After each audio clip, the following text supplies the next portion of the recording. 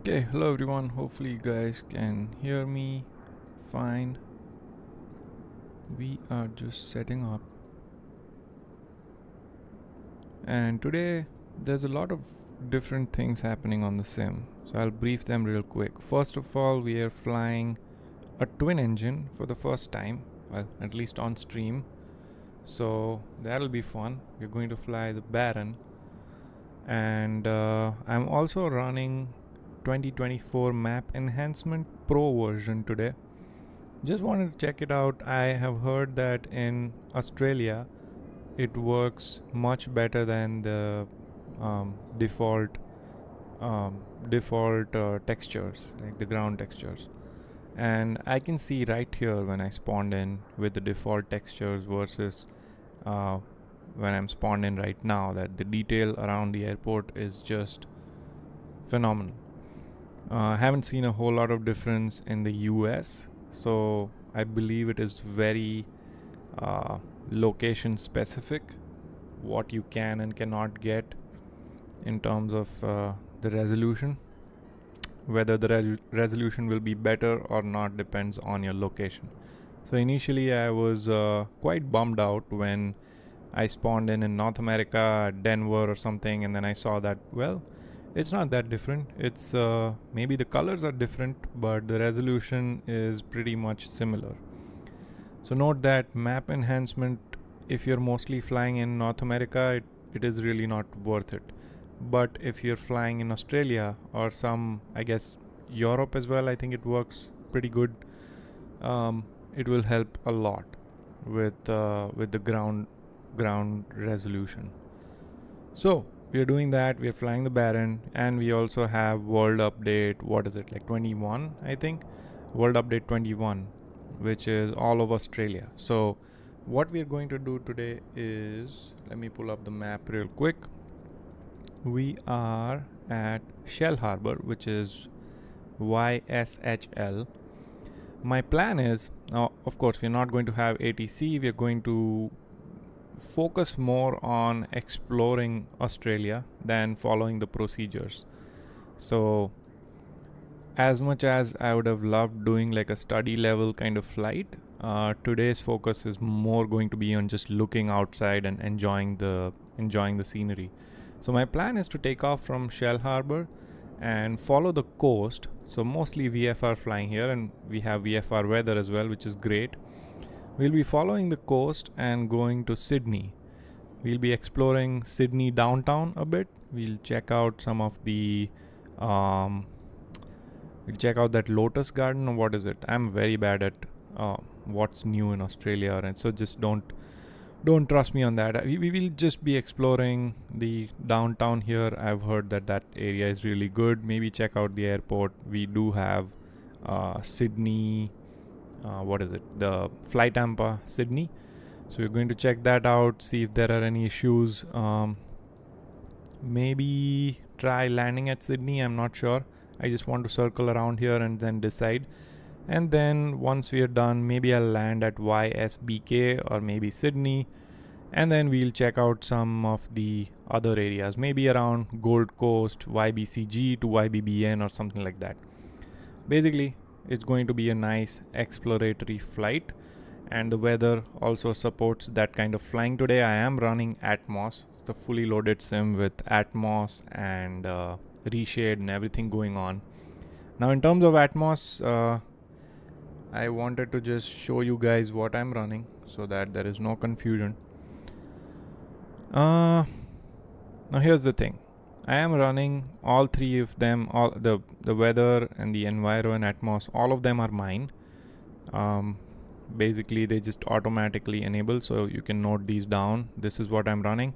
And then after these load up, I go to home and I load up this AB Msfs atmospheric preset. And in that, I just go ahead and, so I'll show you live here. So after mine are loaded, I load up this one, and then I enable particle scattering and maybe reduce the scattering a tad bit because I don't want that much scattering. Okay. Then disable it, reduce the blues a little bit so that becomes more realistic. That's all I have done for Atmos. I'll figure out a better solution to push this out, push like a full merged set out for you guys, but for now this is what we are going to do. But yeah, just wanted to get all of that logistical stuff squared away. And in terms of I'll also tell you the reshade profile. In terms of reshade, we are running my Airborne Geek V3, which is on my Discord. So Discord link should be somewhere in the description. If not, it should be on the channel links as well. That's what we are running. Looks awesome. I think this is the sweet spot for me. Look at that. The sim is looking absolutely stunning. Anyway, let's get flying. So let me spawn in here. Let me go here. And then let's check out our airplane for today. We are running the Baron, turbocharged Baron, because I did not want to be limited by the capability of the airplane. It's going to be a lot of fun. I did practice a couple of flights in the turbocharged Baron, just so that I'm not fully lost in this stream. But that is pretty much all I've done. Just a couple of flights, couple of circuits around this airport, and it flies beautifully. So we're going to also practice some landings on the Baron. It is actually much easier to land than the Bonanza, because there's not a whole lot of rudder required. You'll see that. So yeah, it's going to be a nice fun flight, or multiple flights. We'll see. I am down to stream at least for maybe 2 or 3 hours. I think 3 hours is optimal for today. Akash is here. What's up? Moiz is also here. What's up? By the way, I have to congratulate Moiz on his new purchase. I think he got a GPU 5090, and he also got a CPU, if I'm not wrong. X3D V2, was it? Did I see that right? Or were you just telling people to wait for Sybil is here. Hey, what's up? But yeah, congrats to Moiz for his new purchase, and I'm excited to see all his screenshots. I'm sure he's going to spam the Discord. Okay, so this airplane is very easy. Now, of course, we can follow the checklist. It's a long ass checklist, but we're not going to do that today. We'll just do the minimum stuff, just so that we can get out of here quickly and also focus more on just exploring Australia. So let's start with just a rough check on all of this. All this is good. Avionics off, throttle prop full rich, cowl flaps, both of them can go to open. Akash is trying to chill in the sun. Oh, Moiz is saying yes, the new one. So he did get the V2. God damn, dude, you dropped some money there. That is amazing. Let me know how the V2 performs. Like, I want to see how it performs against mine. Fuel selectors are already on, so we are good there. Beacon lights on, good. Mixture, both of them full rich. I guess we can leave it off right now. Battery switch on. Bus voltage good. Left and right alternators can come on. Don't need to check any of this. Cabin, low boost pump, all of this we'll check. So I'm doing a very quick version of the checklist because I have flown this airplane before and I just know how to do things. So let's make sure that the fuel pumps are working. That's one of the main checks. So that is good. And then what was I thinking? I was thinking of something and then I forgot.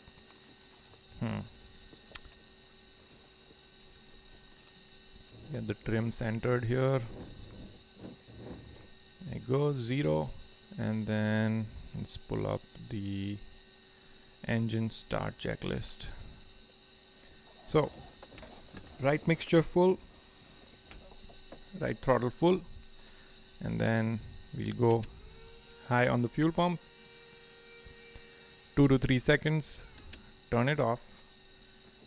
I'll show you how easy it is to start this airplane. Get this to roughly like half an inch, and then Aryan is here as well. How is it going, man? We are going to enjoy some Australia flying today. Why the heck is my track IR not working? Well, might be because I disabled it in chase plane. Let me enable it real quick. Okay, there you go. And it's all messed up now. There you go. Okay, so how to start the engine here. So we already have primed the engine. All we need to do now is start it up. So I'm going to disable track IR actually for just a little bit. And then get the magnetos on, press the brakes just to make sure it doesn't go forward. There you go. Right engine is started.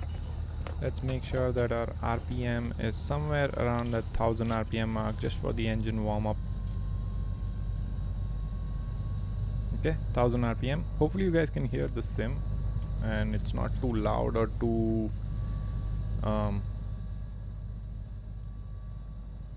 at least on my end I think it looks fine. Moise is saying, to be honest, I'm on test build right now, but what I saw in gaming performance same to the same. I have benchmarks sent me on Discord, but in 3D modeling new one performs better. Oh, okay, yeah, so multi-thread performance will probably be better.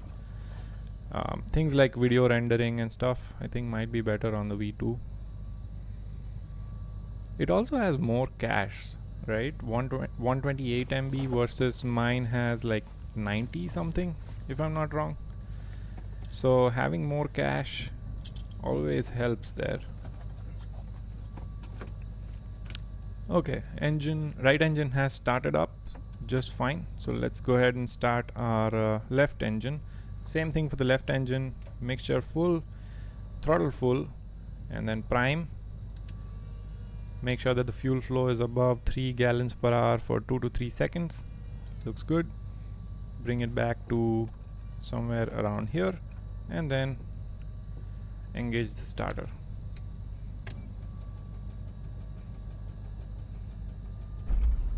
There you go. That took a while, but it started up just fine. So all the annunciator lights are gone and both the engines are running stable at 1000 RPM. Oil pressure is in the green, so we lean out the mixture just a bit so that we don't foul up our spark plugs. And then let's go through the checklist, make sure we didn't miss anything. Fuel flow, all of this, we did that. Oil pressure, good. Cache and cache, yep. Let's see. All of this is good. We did all of this. Just making sure that I don't miss out anything. That's why we are going through the checklist. Otherwise, I think after we are out of here, we'll just focus on flying the airplane. Lights, weather radar, avionics on, cabin heat, air conditioning. I don't think we should care about that today. Cabin should be decent temperatures. Mixture is lean. All of this is good. And we will not need our TDS, GT and XI as well. We'll just keep it on the map just so that we know where we're at. But we are not doing any flight plans today because it's more of an exploratory flight. So we'll keep terrain on here and then we'll keep map on here, just that. That is all we'll need. And then we can turn on altitude reporting just for the heck of it. Run up, we are not doing it. One thing I do want to pull up is Moise is asking, bro, you update the Atmos settings on community? No, I just shared. Kind of using a weird setup right now because I am using this one, like I am using these three, but once these three load up, and don't ask me why, it just somehow just works for me.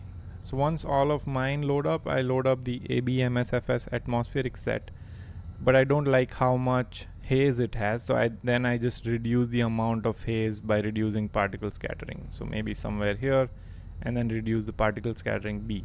That's what I do right now on my Atmos. I need to figure out a better way because I know people have been complaining that my Atmos is broken right now, and it is. Okay, I should have started beacon lights before, but that's what happens when you don't follow the checklists. I do want to pull up at least my at least the speeds because I want to make sure at least I have that handy while I'm landing and stuff. So we'll just keep our manual open here just to get the V speeds. So in terms of V speeds, I'll brief you guys real quick. Rotation speed is going to be 81 knots, which you can see there's a red line right here.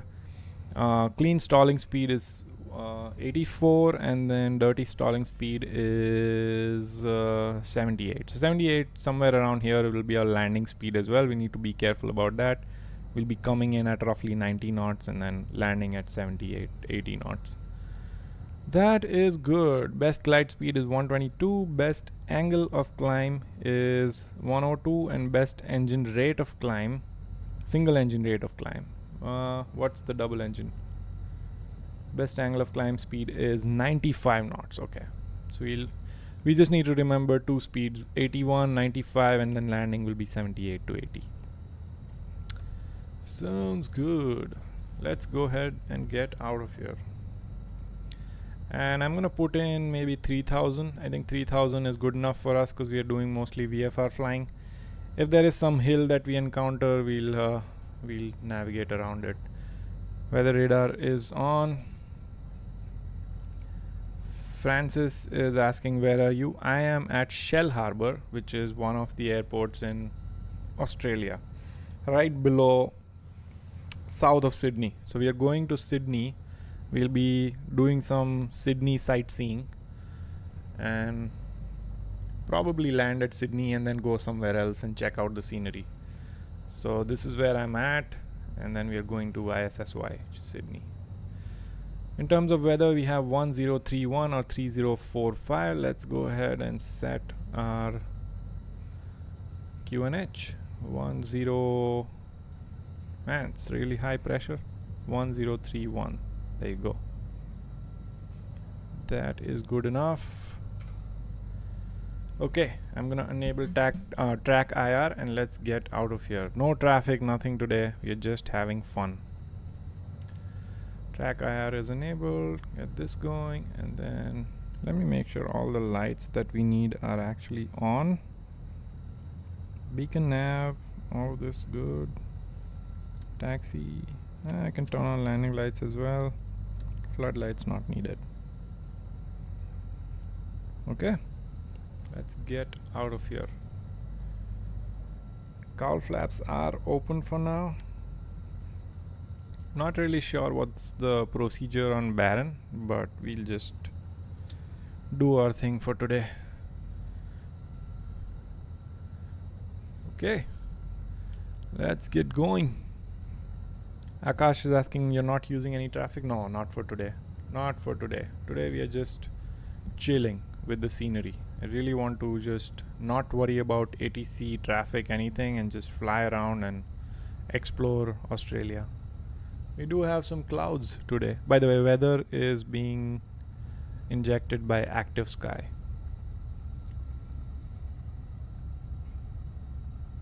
The sim looks amazing. Hopefully you guys can hear the sim fine. Can you confirm if you hear the sim fine versus my audio? Because I just want to make sure the balance is right between my audio and the sim.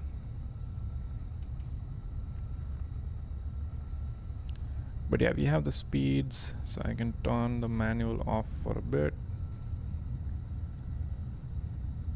It is kind of hot out here in Australia.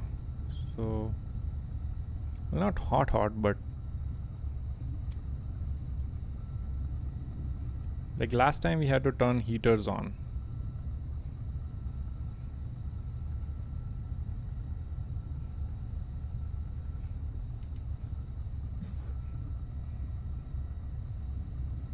You guys are going to be stunned how good this airport looks from above. It's amazing. I was going to show you one of the screenshots that I took the other day. It was posted on my Discord, but man, I love that screenshot. The way the sun is coming, like the sun rays are coming through the clouds, hitting the ground. So good. By the way, you will get that low voltage light when the engine RPM is too low. As something that just happens. It's realistic. You just don't have to worry about it. Okay, we will have to backtrack a little bit because there's no taxiway here. I don't think we will have any problem taking off in this much runway, but maybe I'll go a few feet and then turn in.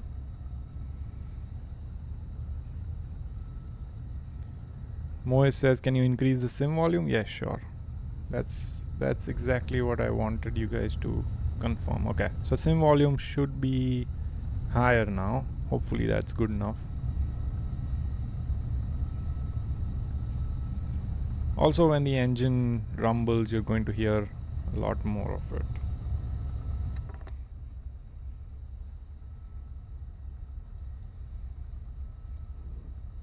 Okay, I turned headphones on and then I also pretty much maxed out the sim volume, so I think now the balance should be fine. Okay, let's go.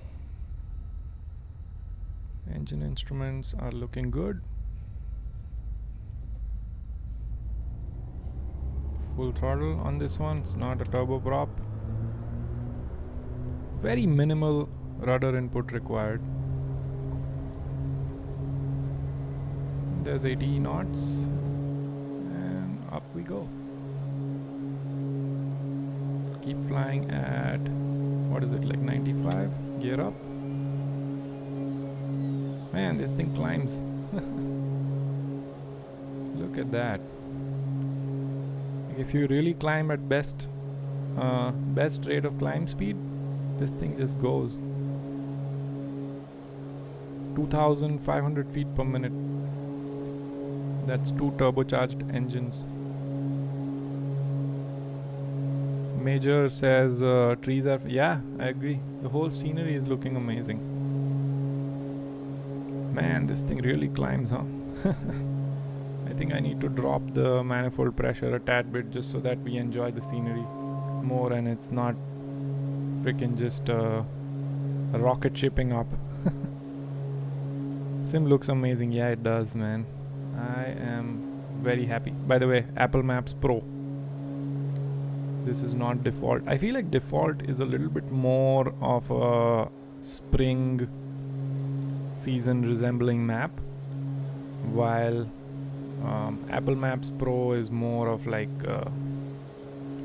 I don't know if it's fall, but more of like post-winter kind of map. So Aryan Sim is asked, do you use AB for both Atmos and... No, just the Atmos. And that too, it works very weird. Like I still need to figure out how it works because I load up mine and then I load up AB and it looks fine. But if I load up only AB right from the start, then it doesn't look good.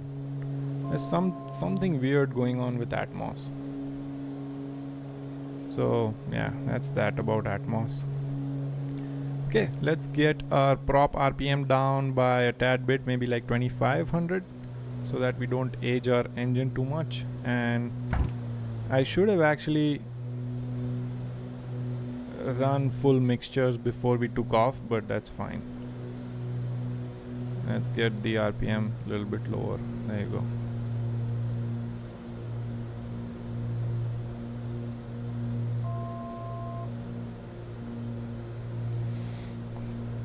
The sim looks perfect, man.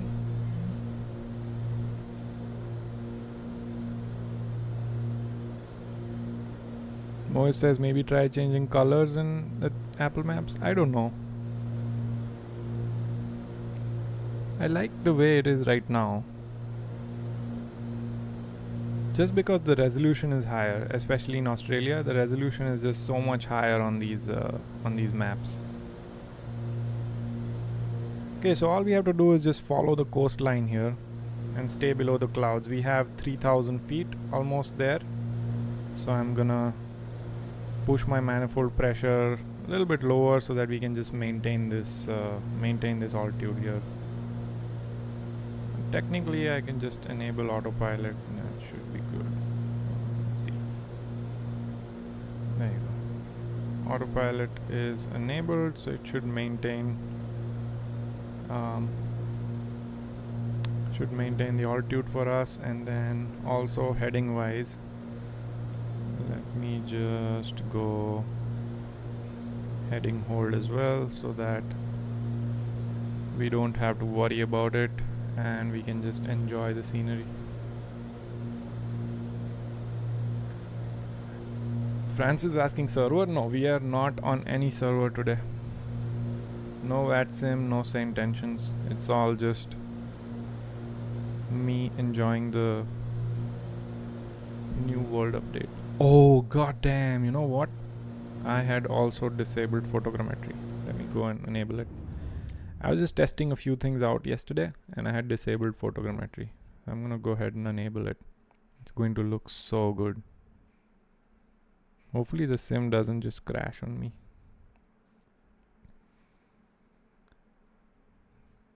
Major says all kind of simulators are crazy today. I agree.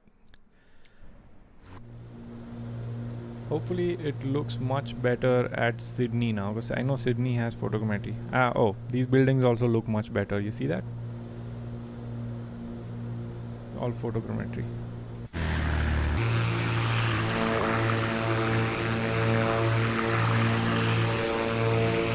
Yeah, it was disabled. So I was like, there's something off about the buildings.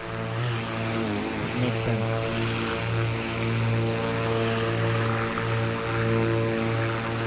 And now this is all photogrammetry. Although some of it looks like melted. Overall, I think it looks really good. Like the colors just match really well when you're running photogrammetry. You need to turn a little bit now. Let me go full north. I think that's the direction that will take us to Sydney. And again, I'm just trying to fly slow here. I want to stay within that 110 knots range.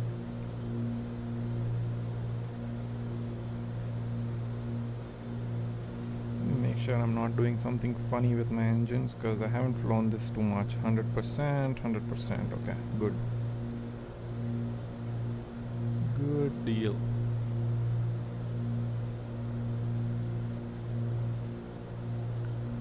Text Rider is asking, okay, coming to the real question. Why did you put buy AMD in the title? Well, now you will get me going.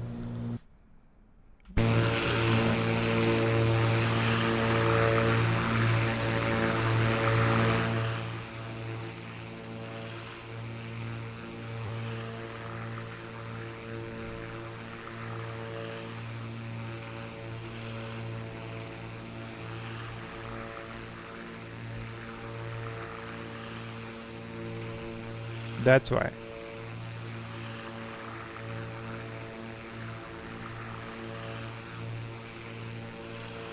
Do you see that?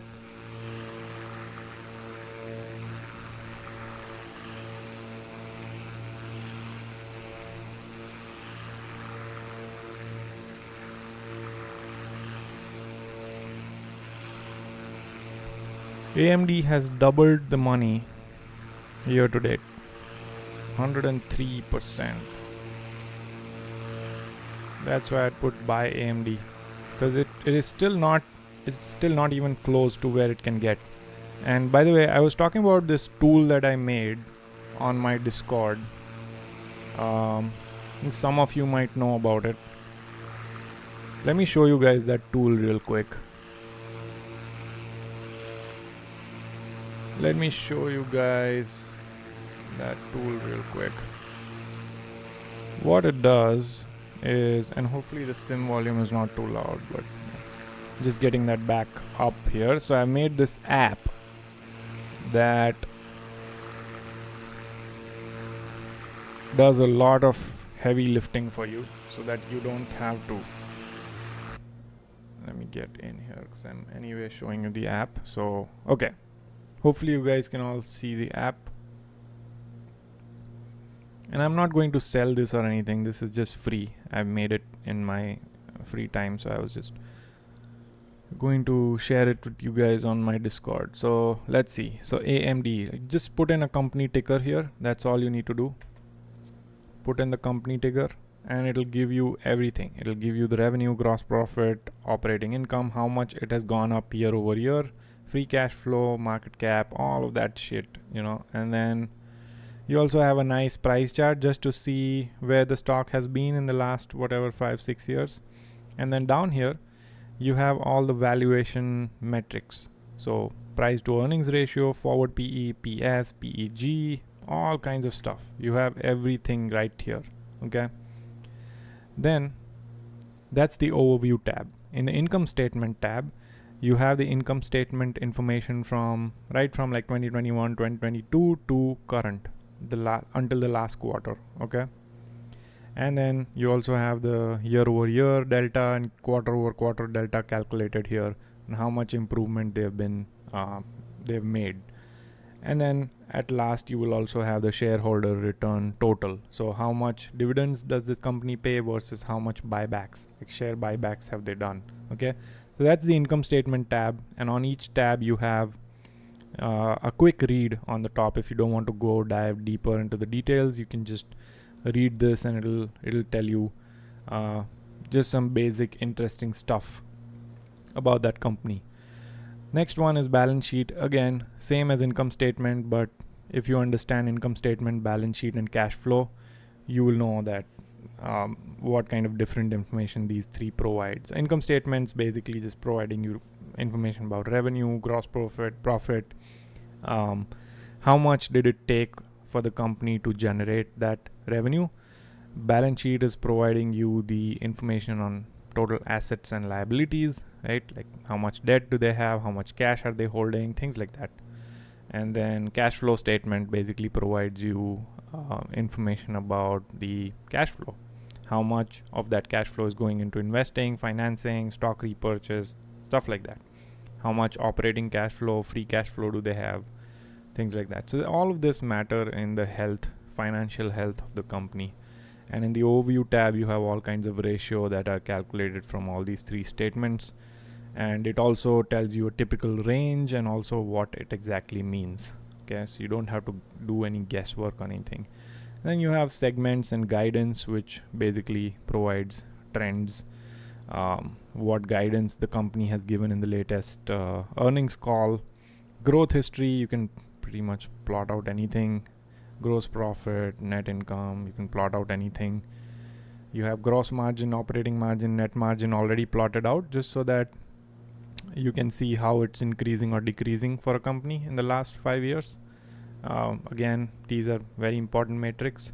Make sure that it's always uptrending, right? Not downtrending, so that it shows that whether the company is spending too much to grow the revenue, or is the company getting more efficient in generating profit, you know.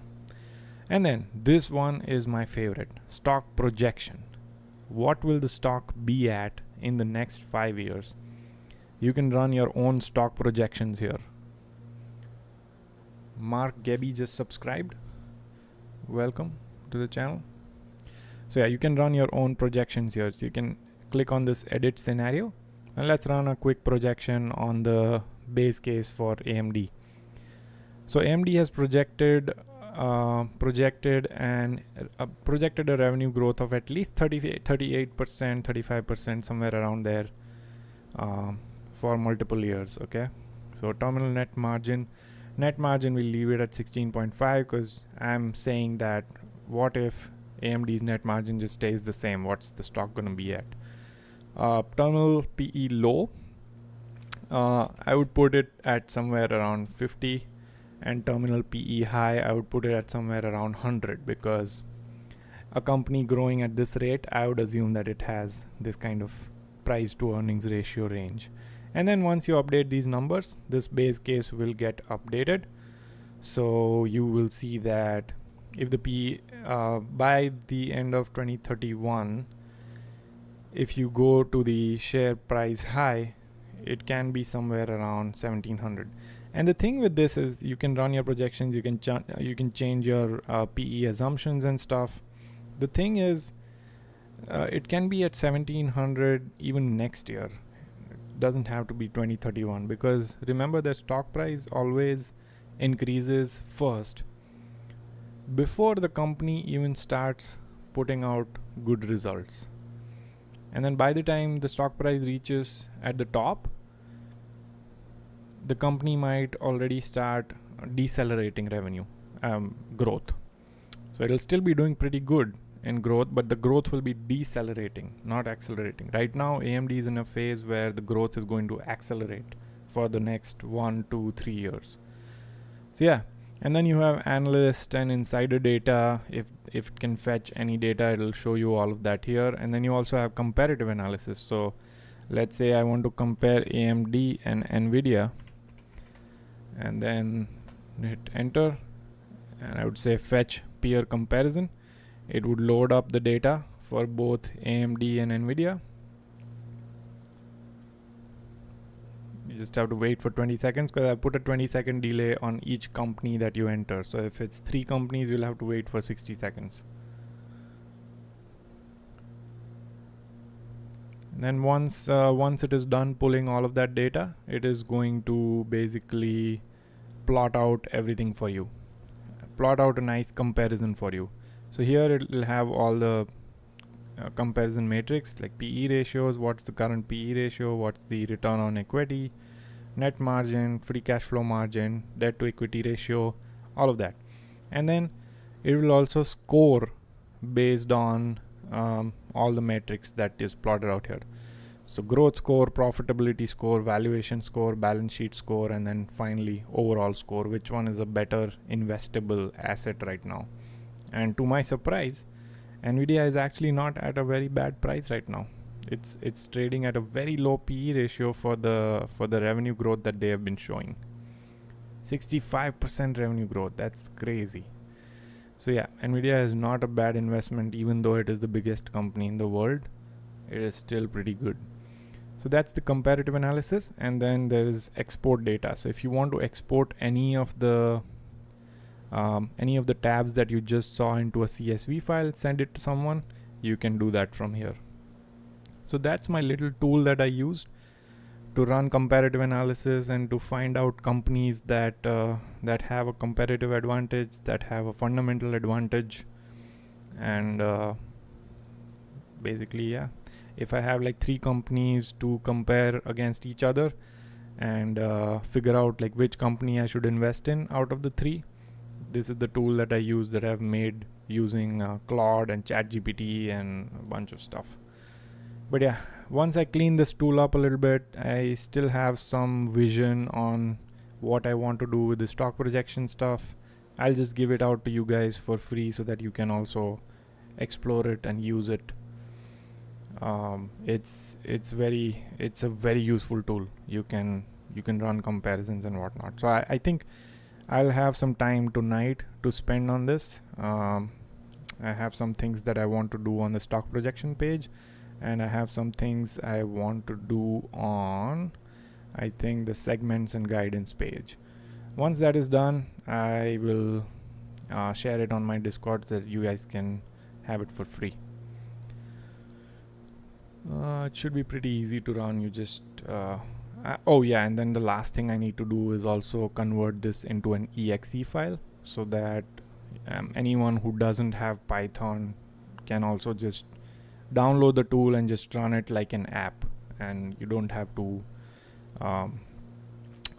have Python and like run codes and stuff. So yeah, that's my nice little tool that I whipped up in the last couple of weeks, and you guys will get it for free.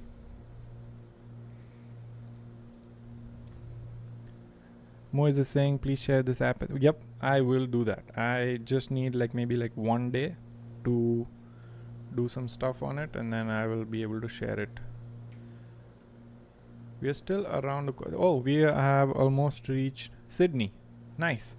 So that was a good conversation,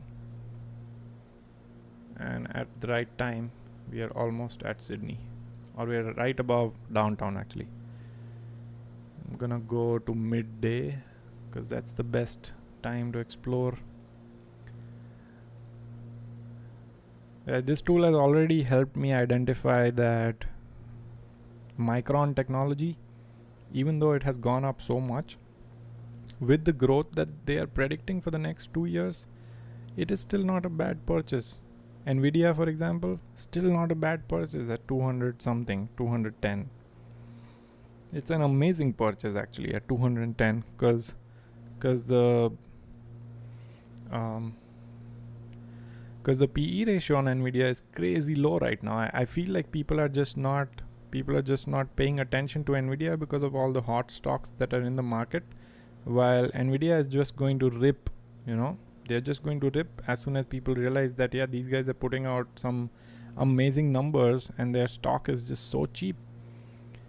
The reason I think why people have forgotten about Nvidia is that Nvidia just went up so much in this last 5 years, right? So people are like, oh, it has gone up so much, so it cannot go. That's one of the arguments that I hear all the time, is like, oh, this company has gone up so much, how can it go up even more? Well, because they are putting out good numbers.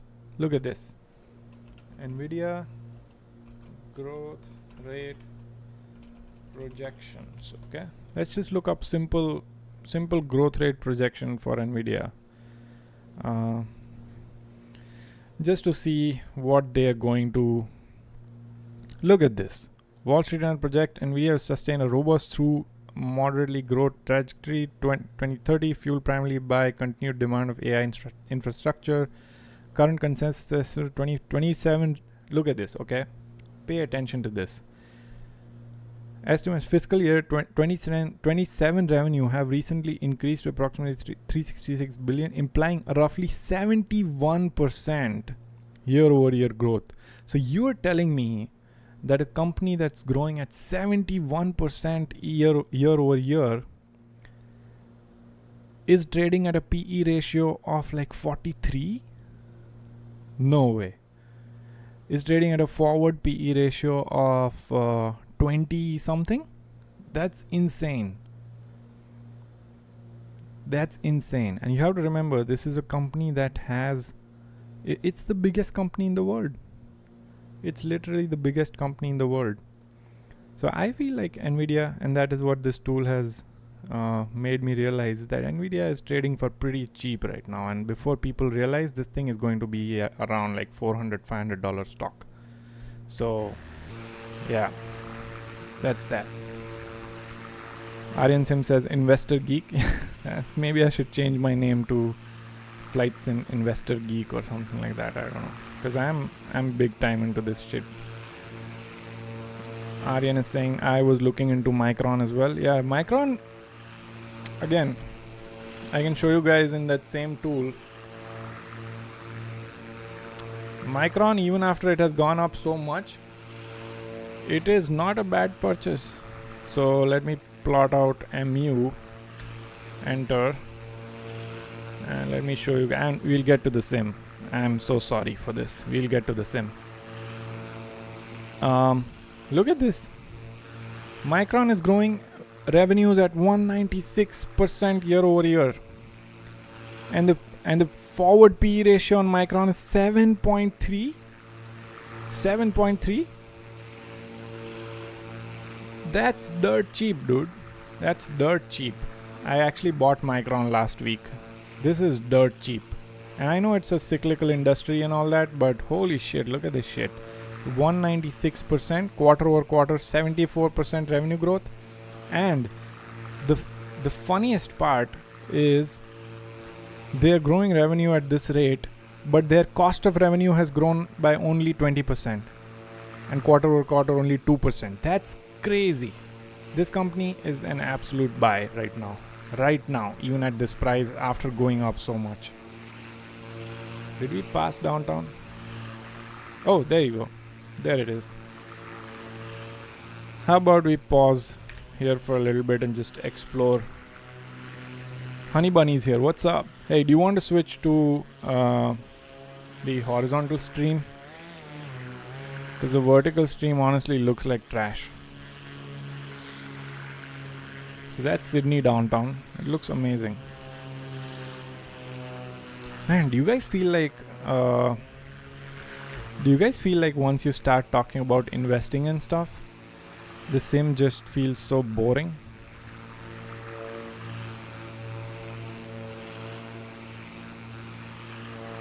But yeah, conclusion of the last 15 minutes. Micron is still a buy. Nvidia is still a huge buy. Let's go a little bit, let's see. Yeah, let's go a little bit lower maybe.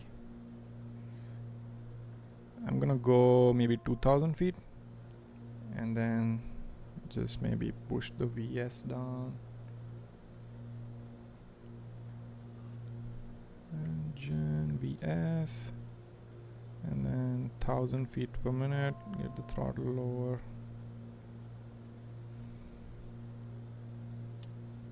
$2,000, okay. And then heading, we'll go maybe west. So we'll hover around Sydney a bit, and then Moez is saying, yeah, I know, right? Like once you start talking about this shit, you're like, damn, let's just keep talking about this. Maybe one more company, maybe one more, you know. Aryan says, yeah, forgot you were simming. All not gonna lie, got too invested in investing. Yeah. But yeah, look out for that app.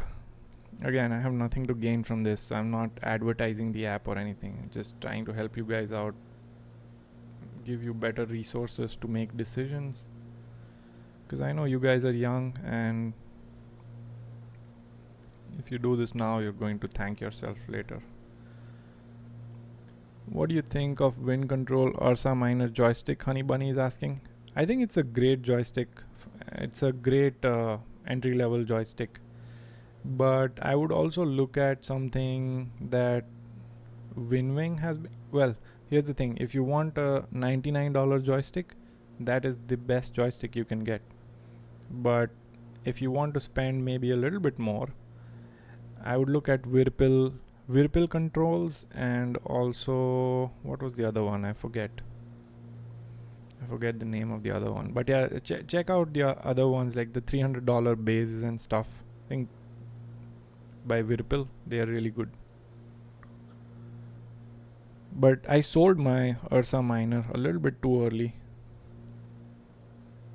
Yeah, I sold my Ursa Minor a little bit too early. I should have just left it until the Wind Control thing released. Because now, by the way, one thing I mentioned it on my photo that I posted as well, is that the watermasking is not good. I'll show you guys what I'm talking about. Like the water just starts abruptly. Like there's no texture or anything going on. I need to turn down my sim volume a bit because it's just too loud. Yeah, so water masking is still an issue. I wish they fix it, man.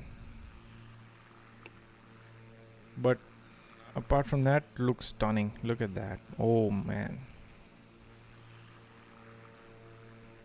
Moza AB9. Yeah, I was about to buy the AB9, but then I was like, let me just wait for this Wind Control joystick, because I feel like Wind Control is more of a flight sim company, and I really want to support someone who develops specifically for flight sims. I feel like Moza makes very interesting choices.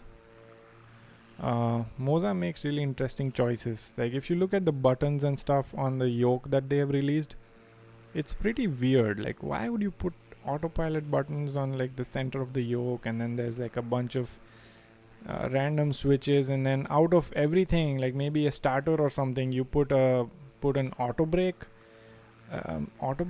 thing on the yoke. They make some weird choices, and I feel like they just don't have that much experience with flight sim folks. Maybe that's why they do this. And I was watching a video by Your Sim CFI, and he was also mentioning that. I would say just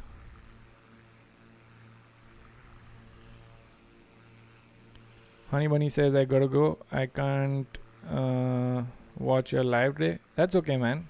Have fun and see you.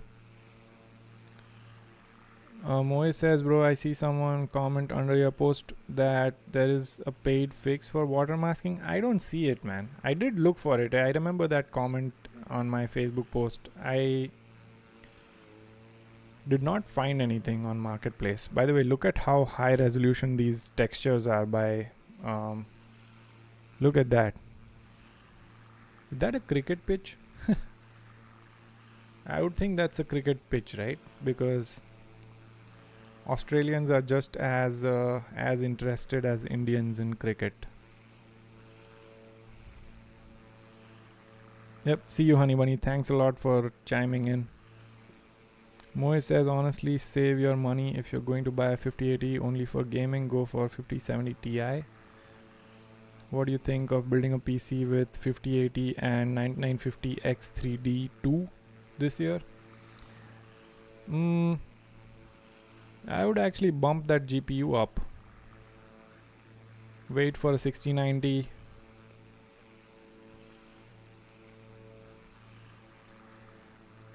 Or, I don't know, depending on what news... Holy shit, look at this. Depending on what news comes out of 6090, maybe you can just buy a 5090 if it's available. Man, look at... It looks good. That looks really good. I really like how this part looks. It's very accurately done. Yeah, I really wish the water was not this bad. That's the only problem I have. And we are above Sydney. Right above YSSY.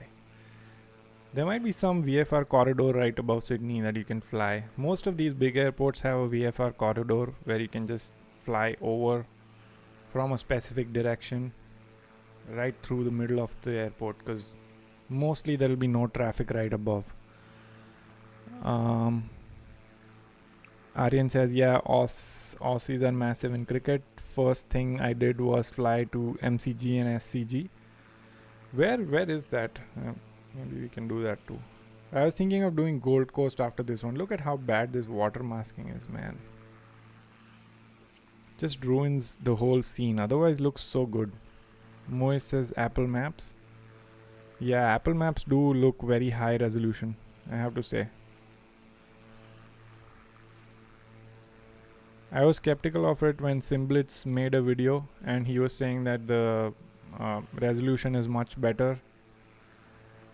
And I kept spawning in North America at like different places and I saw that the resolution is not that different. So I was a little bit bummed out because I paid $30 for it. But then when I spawned in Australia and New Zealand and stuff, it's way better. I haven't tested the latest Bing Maps yet, but I've heard that Apple Maps Pro are the best anyway, so yeah, I wish the beaches were well done. Okay, what do you think? We should try a landing here. Let me turn on this Touchdown Pro thing. Okay, it's right here. So hopefully we're gonna see our touchdown with this. I used to watch cricket a lot, but then I just lost interest completely. And I believe the sim sound is just gone because for some reason I adjust sound here and it affects. Okay, let's go. Let's disable autopilot. Let's get rid of all this, and let's do a nice landing here. Gonna set trim to mid because I've made this mistake before. Okay, full prop, full mixture, and nothing much to do apart from that for the approach on this one. Let's do a landing, see how it goes, and then we'll probably switch to Gold Coast, I think. Check out Gold Coast, see how much better it is, and then I'll just take requests and keep spawning at different places, maybe do a circuit at some interesting places. Aryan says, I was surprised when you said don't watch IPL. Yeah, I used to watch IPL, but when I was in India, I used to watch IPL quite a bit. I used to watch cricket mostly when Dhoni was in play. Uh, who else was there? I think Yuvraj was also there at that point.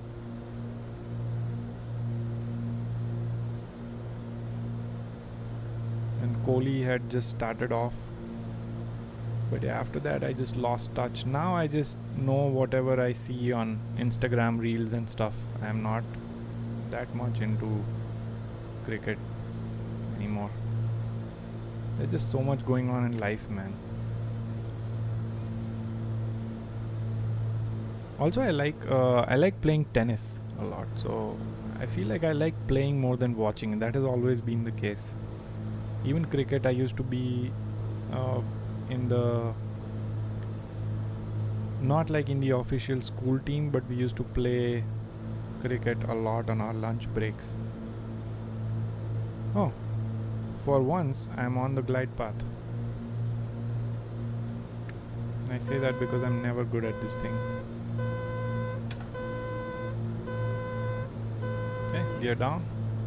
That's a warning that your gear is still not down when your flaps are already down. So yeah, very surprising and realistic how less of a rudder input you need on this thing. I really like that. It's better than Bonanza that way. Bonanza, you have to keep yanking the rudder here and there to keep it straight. Look at that, man. Look at that. By the way, don't focus on my approach. I'm also looking around. Sydney is kind of heavy on frames. Okay, runway is made. We'll just go.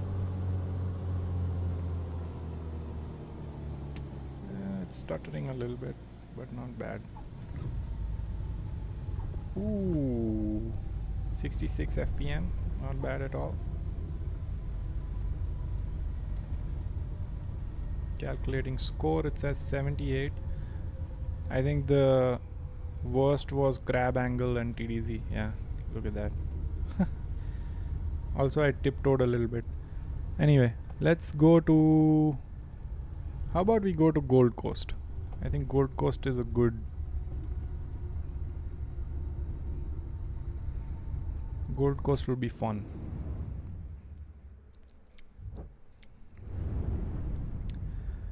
Moe says I followed Indian cricket very closely since 2020. 2020. Where was I? 2020, I think I was already in the US. Yeah. Yeah, I think I lost touch after I shifted here. Gold Coast. There we go. So what we're gonna do, the plan is to fly from YBCG. We follow the coast and then we go and land at Brisbane because I also have the Brisbane add-on. So maybe look out for all these viewpoints here. Point Lookout, go to Victoria Point, Cleveland, somewhere around. We'll just hover around here and then just like Sydney, we'll just hover around and then finally land at Brisbane. I don't know if there's anything interesting here, but we'll maybe check that out too. But takeoff is going to be Gold Coast so that we can check out this whole like, what do you call it, like sea facing downtown area. And you know what, I'm gonna shift to maybe something slower because this thing is fucking ripping. I'm gonna shift to this one. It is Fly Tampa Sydney, yes. Yeah.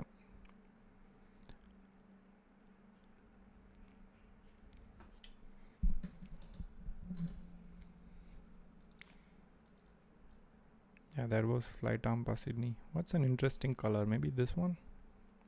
This looks like that Planes movie airplane. Let's fly this one. Orange. Let's see. Maybe I can spawn here.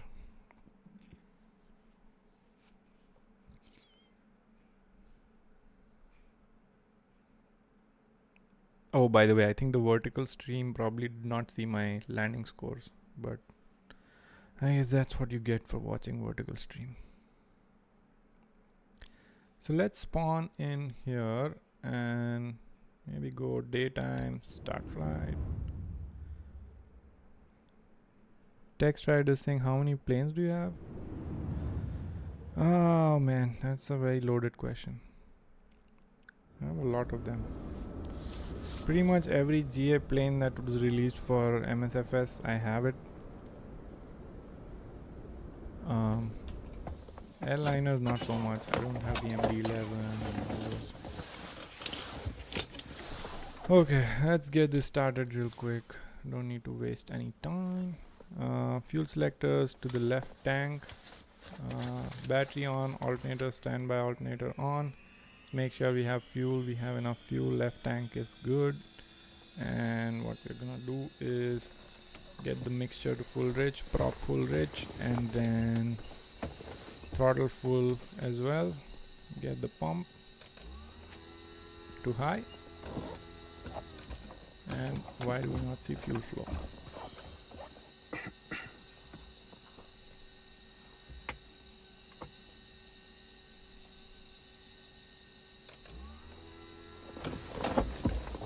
Why the heck do we not see fuel flow?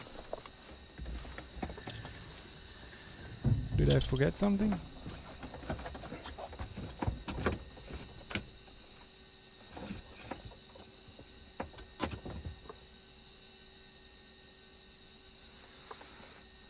Between Apple Maps Pro and FSR Plus, I would buy FSR any day. Yeah. What the heck did I forget?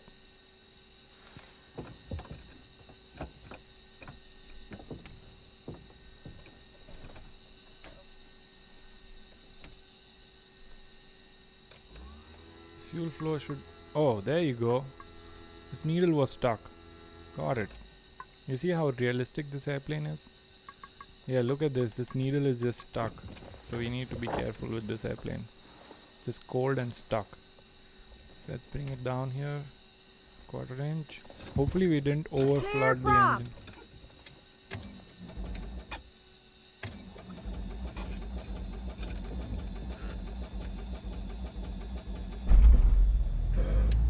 Didn't flood it.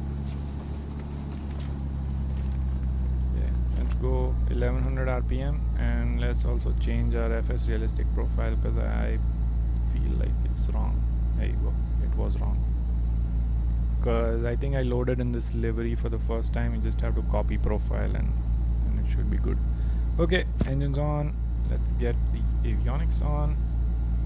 Weather radar was on, should have been off. Get the map going, get this going, and pretty simple. Again, 2000 feet. This is not turbocharged. 2000 feet. Let's get the weather real quick so that we have QNH.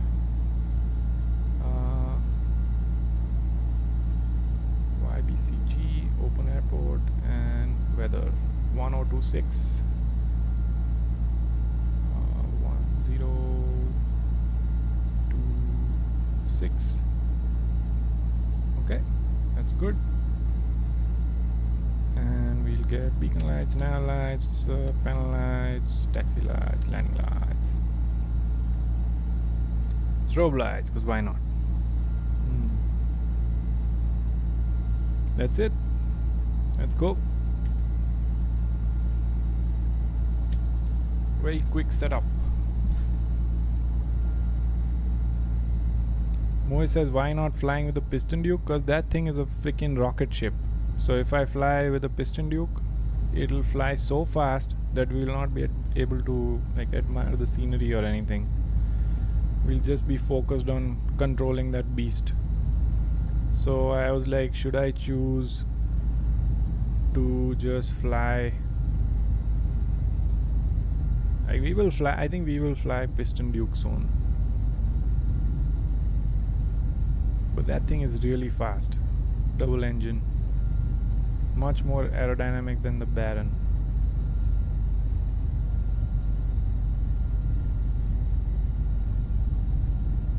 But I feel like this airplane is slower, so we can admire the scenery better. But maybe on the next flight, let's pick up Piston Duke when we fly somewhere else in Australia.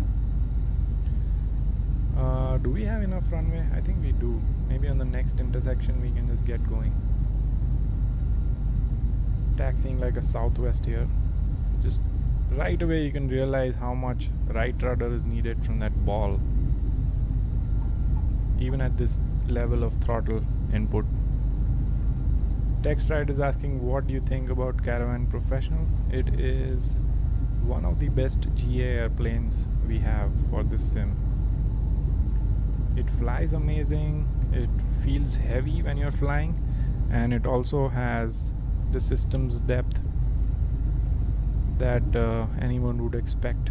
A lot of small nuances like fuel sloshing and all is modeled, so I feel like it's an amazing airplane.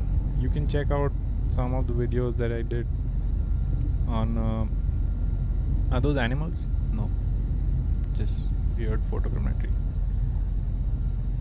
Yeah, you can check out some Caravan Pro videos that I did. I was doing some detailed systems video and then I got really bored because nobody really cares about that systems video. Look at those buildings, they look terrible. Photogrammetry. When will it be there on Marketplace? I have no clue. Marketplace is really weird in this kind of stuff. Okay, let's go. So we'll be taking a left turn and going north again towards Brisbane, just following the coastline. Full throttle. This is not a turbocharged engine, so it should be slower. Holy shit, it's not. Damn. Okay. Man, this, what? Did I pick the wrong airplane by mistake or something? This thing is fast. This thing is climbing so fast. Holy shit.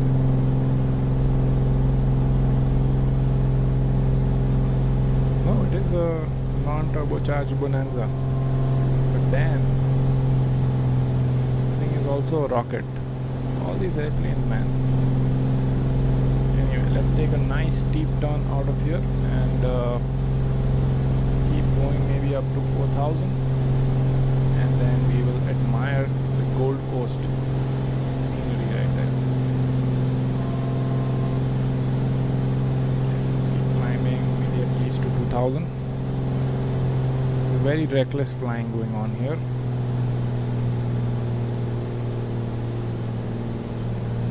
And then for climbing we will reduce our throttle a bit, prop RPM a bit.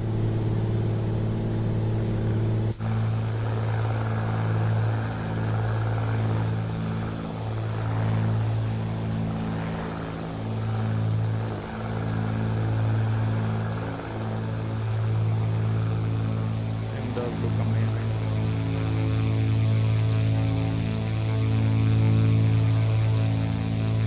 Sounds, man.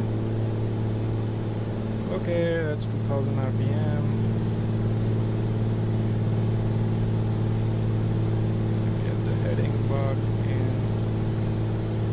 Heading hold. 2000.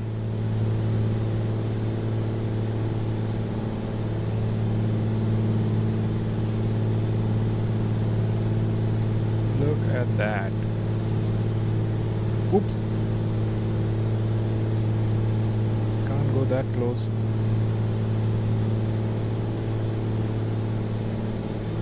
I really like this every Sunday stream schedule. It takes a lot of pressure off of me of producing videos and all. Which is like a pressure that I give myself, honestly. But yeah, I like this schedule where I can just stream every week, maybe for 2-3 hours. Keep the channel alive and also get to interact with some of you guys that I only talk to on Discord.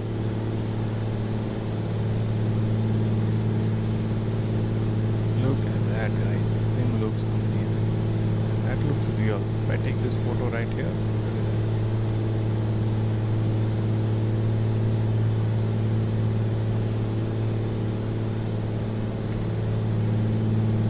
looks real, and I think it will look even more real as we get closer to the Gold that scenery is amazing. If you guys are watching on your phone, I think you will see it much more detailed than watching on a PC, I think, because just that the phone screen is smaller, so you just see more detail. You tend to see more detail on a phone screen. Aryan Sim says, hey, are you still doing your PPL, by the way? I've got my first trial flight at flight school next week too. No, I finished my PPL a couple of years back, and I rarely fly now. Actually, I haven't flown in like 1.5 years because of all the stuff. Like, I have a kid, all these things. Like, my wife doesn't like flying that much. But yeah, congrats. Is this like a discovery flight for you, where you'll be flying with the instructor for the first time and then you'll start later, or are you starting your course already? And are you doing a part 141 or is that how it works? I think you are in UK, right? I'm not sure how the UK regulations are on, but here in US you have part 61 or part 141. I did 141. That's more structured, like flight by flight. You'll have more structure to the course. Man, I love this. Look at that. Gold Coast looks amazing.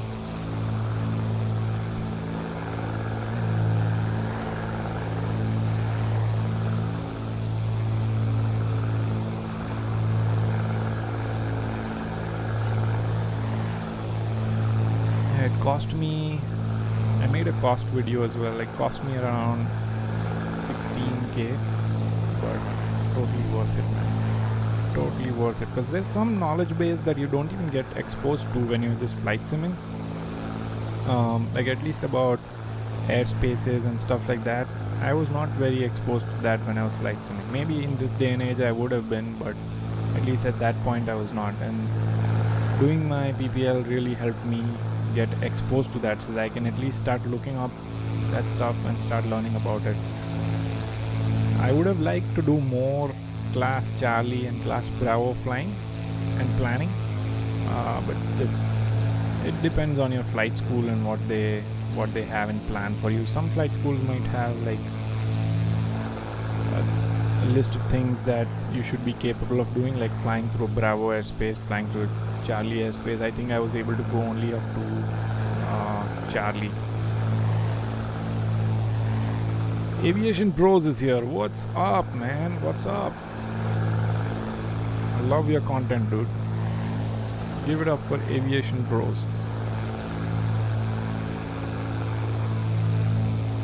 Has an amazing channel. Let me pull it up.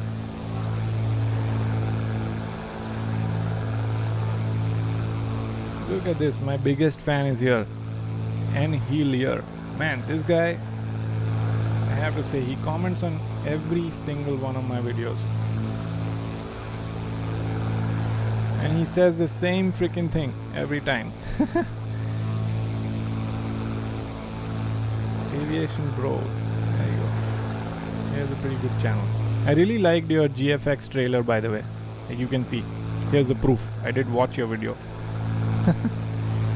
I like this one.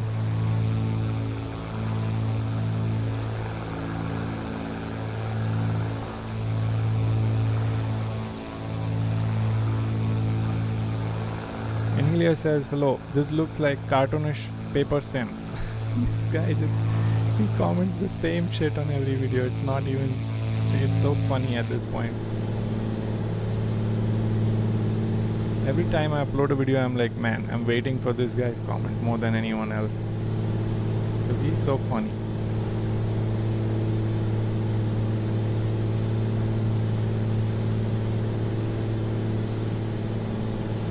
Okay, so our plan is to follow this coast and hopefully find Brisbane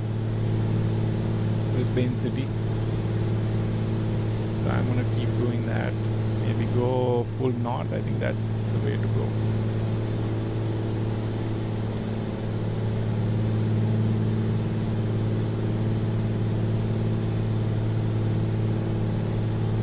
Yeah, some of these days when I was not feeling it, not feeling like recording, not feeling like flying. I guess I was still feeling like flying. I was just burnt out on the channel because it's so. I can't make any money on this channel, and that's just so freaking demotivating, that just putting in all this time for like nothing. So those days are when I actually enjoy watching other creators. I used to watch a couple of Aviation Bros videos, and then SimBlitz and Your Sim CFI, and then Aviation 101 is a big one. I watch his videos quite a bit, like almost every video. There's also Bayflight. All of these channels are the ones that keep inspiring me. Who else? I watch some A330 driver videos as well, and then James Fuller makes really good edits. Not so much like flying videos, but he makes really good reviews and summary of like add-ons and stuff. Really good, rare but very good videos. Very well researched videos, I would say. Man, that looks so good. Look at that. Oh man.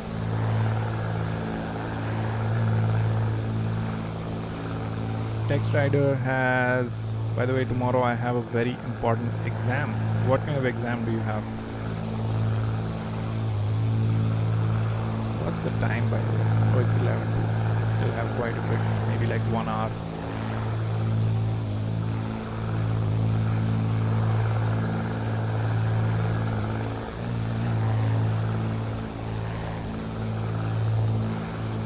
This is gonna get kind of boring on here while we get to Brisbane.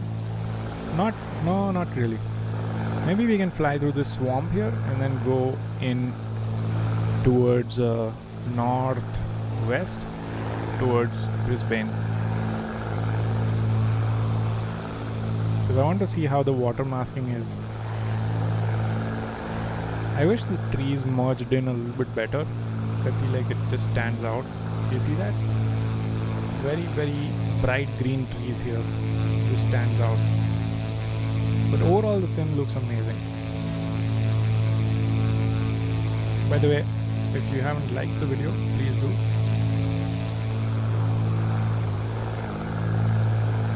It doesn't pay me, but it helps with my motivation to keep making these videos. Look at that. That's I don't know what that is. Is that like Apple Maps glitching out after this point, or is it the same? I don't know. That's a glitch. Ugly.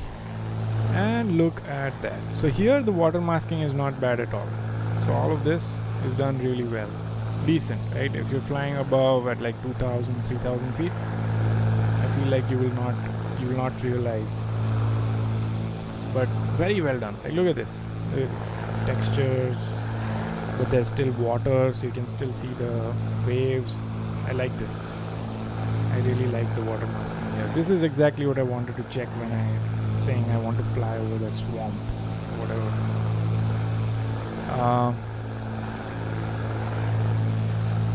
Ryzen says I'm going to do a discovery flight next week at Elstree. I don't know if you've heard of it, but just doing it to get the feel of it and see if it's right career path for me. Okay. So yeah, discovery flights are fun. I hope you get an instructor that actually lets you like fly and maybe try to land while he has his controls. Because what happens in discovery flights is usually the instructor is gauging kind of how much you know initially, and then based on that he may or may not just let you land. My instructor pretty much just gave me a free go and let me land. Obviously he was very much on a high alert, but he did let me feel it out, and he saw that I am decent enough on the controls, and he just let me land. So where are we going here? So we already passed right this. Okay, I think at this point if I go somewhere northwest, that should be good. So let's go maybe 45 degrees to the left That should take us to Brisbane. But yeah, if you convince the instructor with your skills, he might just let you land. TechStride is asking, like a school exam, I have my national language tomorrow, Polish exam, and a math exam, and then English exam. How old are you? Man, that gives me some trauma. I would really not like to go back to the school days. Like some people say, right, oh, school days are the best days of your life and shit like that. I'm like, no man, I would really not want to go back to school days. It is just a lot of freedom that I'm enjoying right now, building my own life and stuff. School days without money and you just keep wishing something would just... Textures are not looking very good here, ground textures, but apart from that the water masking is amazing, decent I would say, apart from these lines that are going on here. But yeah, I would not want to go back to school days, dude. You should, and once you experience the life of an adult with like adult money and stuff. Oleg the Aviator is asking, how much FPS are you getting? 120. Always fixed at 120. My sim is locked at 40 FPS, and then I'm running 4x frame gen to 120 FPS because my monitor refresh rate is set to 120. That's why. So I'm getting pretty much exactly 120 all the time. Look at how much GPU usage we have. Only 78%, even though we have pushed everything to the max. 5090 is a beast, and it will stay a beast for I think at least another 3 years, 3 or 4 years, depending on how fast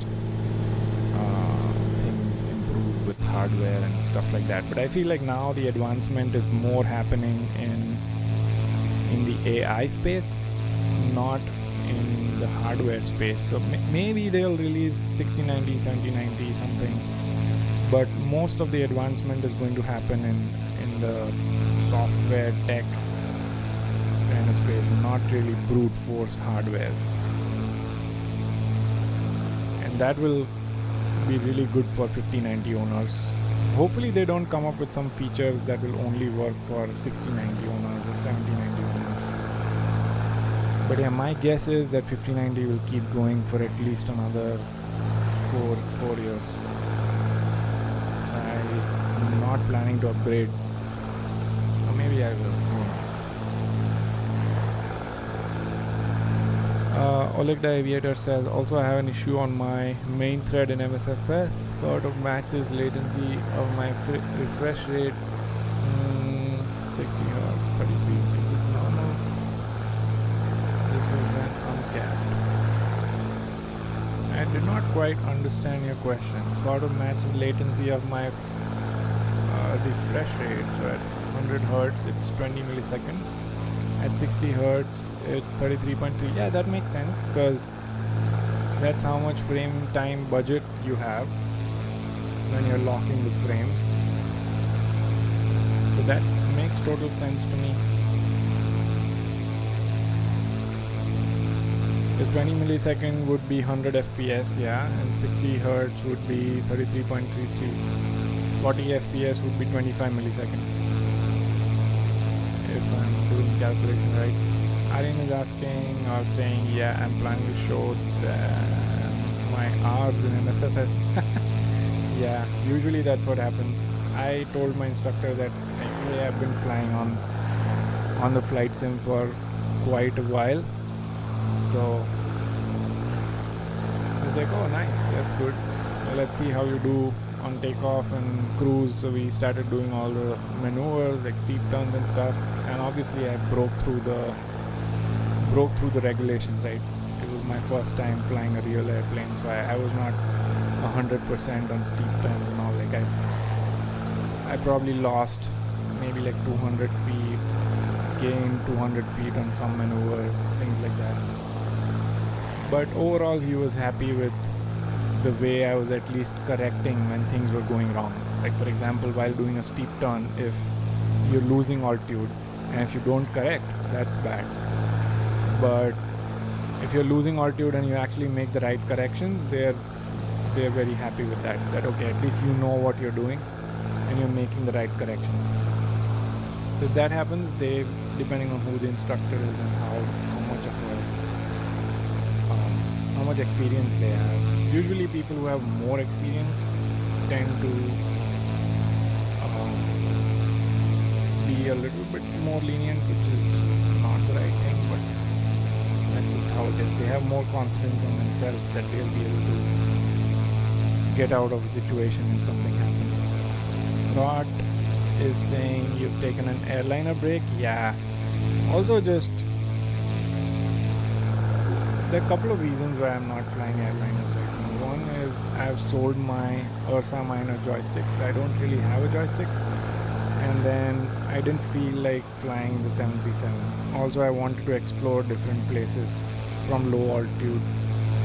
So GA is the best, but I don't know, maybe next time we should fly an airliner just to mix things up.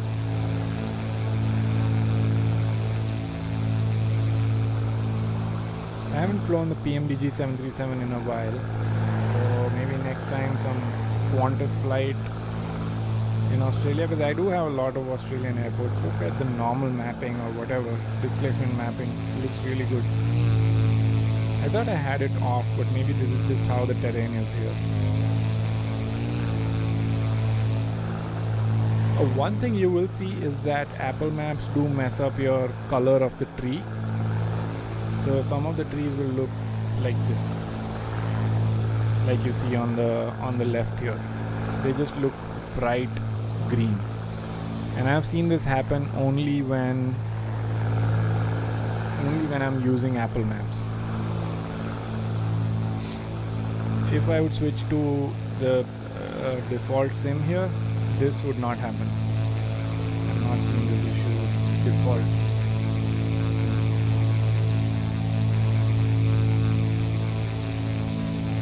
Not be asking when last you flew IRL. I think it was 1.5 years back, close to 1.5 to 2 years back. So I'm not current at all. I might be working on my proficiency at some point. I just don't know when. Whenever I really feel like it. Right now I'm just very heavy on saving everything I can and putting it in the market to invest. Building up to a respectable net worth. Maybe at some point when I have money to just throw out the window, I'll go fly. Rodby is asking what joystick are you getting now? I am getting the wind control, either ED16 or EB29. I have pre-ordered both of them, but I'm yet to decide which one to get.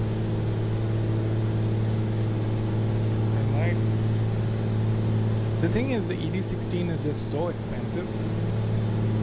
Like $1,200 or something for a joystick. That's ridiculous. So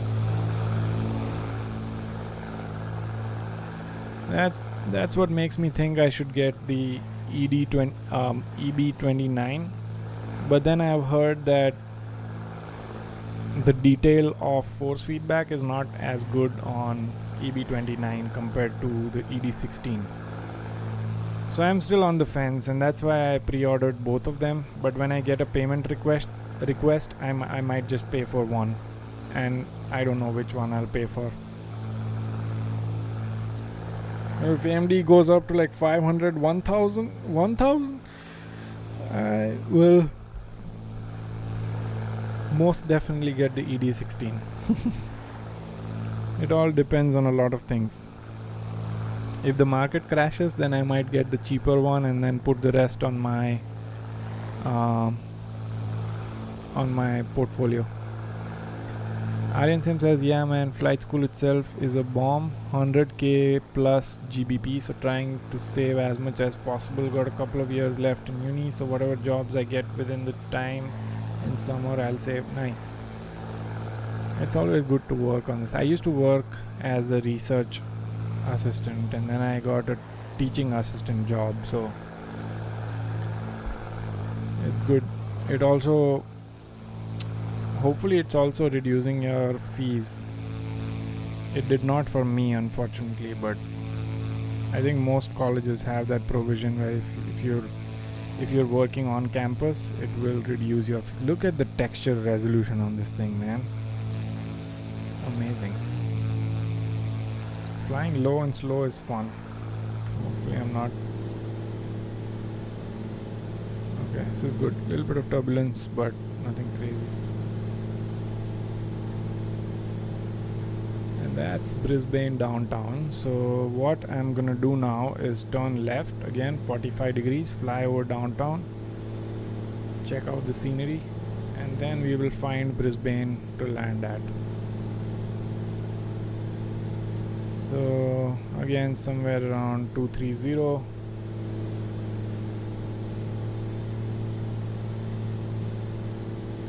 Aryan says that's why I'm hoping I get into an academy, but those are extremely selective. I'm hoping to work as a ground agent at Heathrow, Swissport or something. That's nice, man. That probably pays pretty well. That probably pays pretty decent.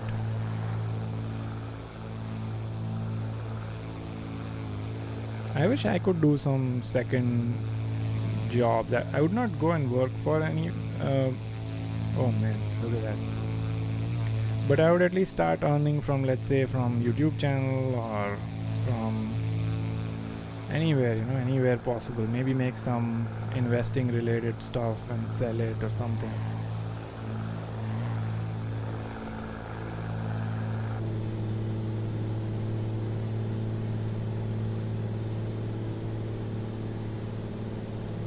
This area also looks very good. Look at that. Looks amazing. Rod B says, what rudder would you recommend? If you're not wanting force feedback rudder, then I would recommend getting the wind control.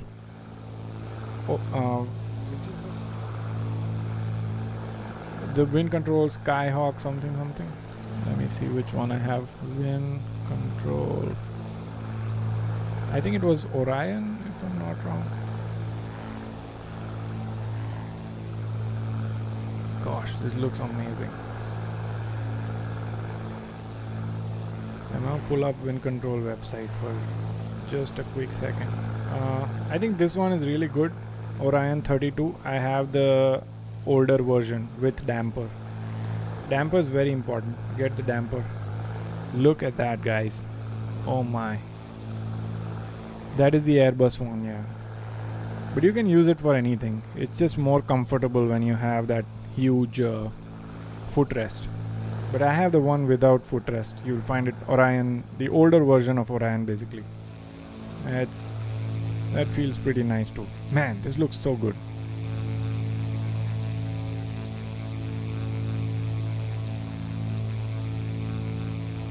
Damn.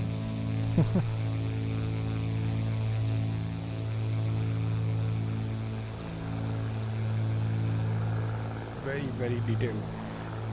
I hope I'm not pushing my sim too much yet. Let me check my settings real quick, because I felt like there was a little too much stutter on the landing there. I'm gonna push the terrain level of detail back a bit. Displacement mapping is off, so that's good. Apply and save. Because I don't really need 250 when I'm Brisbane. Is that the... No, that's not the cricket stadium.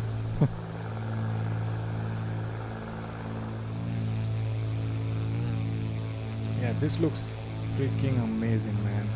What the heck? Aryan Sim says, if you can grow your YouTube enough and it gets sponsored by all these different flight sim hardware, dude, I'm not gonna lie. There is a lot of companies that have contacted us, okay? Already.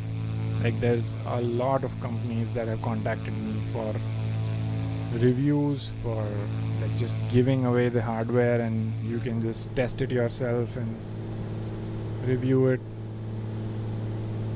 I do get quite a few emails. It's just unfortunate that my situation is such that I cannot take any sponsorships or any kind of I cannot basically make any monetary gains from this channel. That's the problem. So yeah, it's I can tell you that if I wanted to do it, I could do it today. I could get my PC sponsored, I could get my flight sim hardware sponsored, I could also get all the add-ons that you're looking at here for free. I just cannot do it right now. So yeah, that's just unfortunate, but it is what it is. So you keep doing it for passion until you can actually get paid from it. Aryan says, I think EasyJet SimPilot does and has 60k subs or something. Yeah, I think every single YouTuber, even someone who has like 1,000, 2,000 subs, they can get sponsored and by someone, if not the biggest company. But at 10,000 plus subs, I think you can pretty much assume that you will be sponsored by anyone you ask. Because especially the amount of reach that you have matters a lot. So it's not that just that, oh, I have 10,000 subs, so I'll get sponsored. It's more about the reach. So what they look at is your demographic. So for example, I'll pull up my channel, right? What the sponsorships, like the companies are looking for, is the demographic. So yeah, I have 196k views in the last 1 month, which is, all of this checks out. For them, this is a lot of exposure and reach. But what they really care about, another thing, is the demographics. So who is really watching my channel? That's what matters to them the most. What is the age group? So what they're doing is they're combining different YouTubers from like different regions. Like someone who has a lot of reach in United States would be one cluster of YouTubers, and then there would be some cluster of YouTubers that have a lot of reach in India, France, UK, whatever, So they are also interested in this demographic along with just pure power of views. And yeah, we have done pretty well on this channel. It's just unfortunate that I can't make the most out of it, which is fine. We'll just keep doing it, and then we'll go full blast when we actually can make money out of it. I just have to keep my motivation until then, because there are days when I'm like, man, why am I even doing this? I'm getting $0 out of this thing. Why am I even wasting my time? I can still provide value to the friends that I've made on my Discord channel. I don't have to make videos for that. But yeah, this is for future me, so that future me can thank me that I kept doing it. And when the time came, I didn't have to start from zero again and build the channel. So let's see. Brisbane is right around here. So we are pretty much on the base for runway 01. And I'm gonna check weather real quick just to make sure. Okay, 5 knots. So there's nothing crazy going on in terms of wind. So what we'll do is go do one more round above downtown. Look at it from the outside because it looks absolutely stunning. And then go in for a landing at Brisbane. Hopefully get a better landing than we got on Barron. But that's the stadium. I see it. That's the cricket stadium, right? Let me go right on top of it. I think that's it.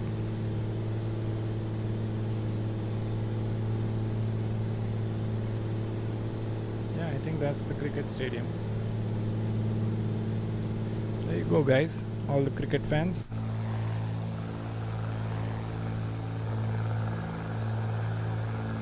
Doesn't look like it. The markings don't match with the cricket stadium, but then it is a circle stadium. Yeah, I don't know. Maybe you guys can help me out here. It looks like a cricket stadium, but the markings don't match.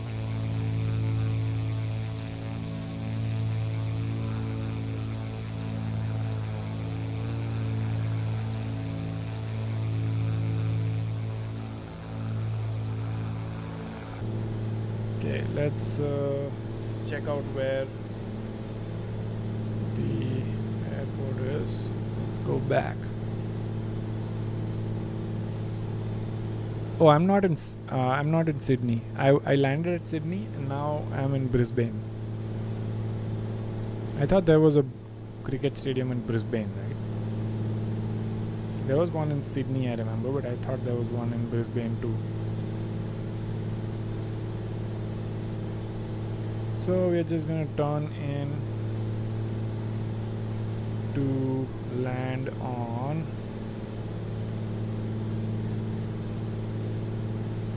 let's do 01 right.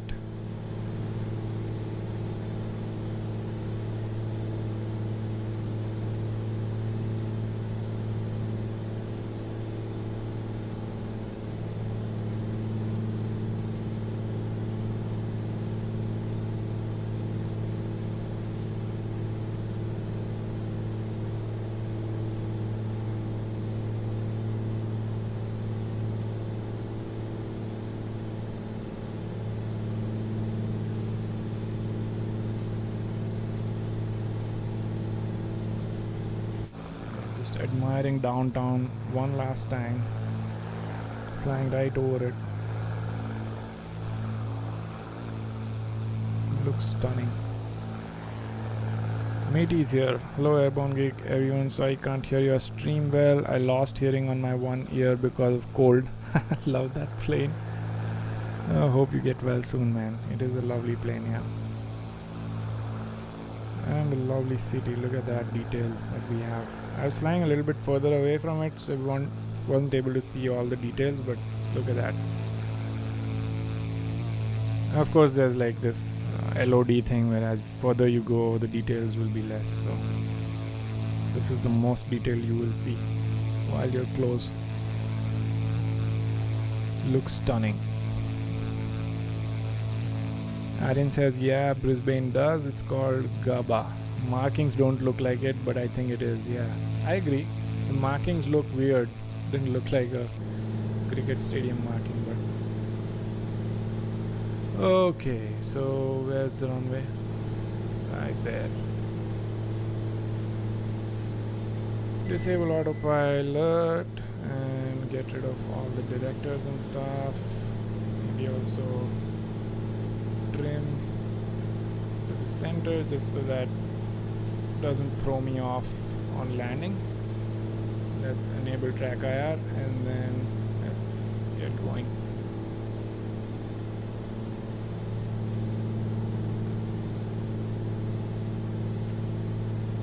Should be a pretty good landing here. Yes. Very calm winds.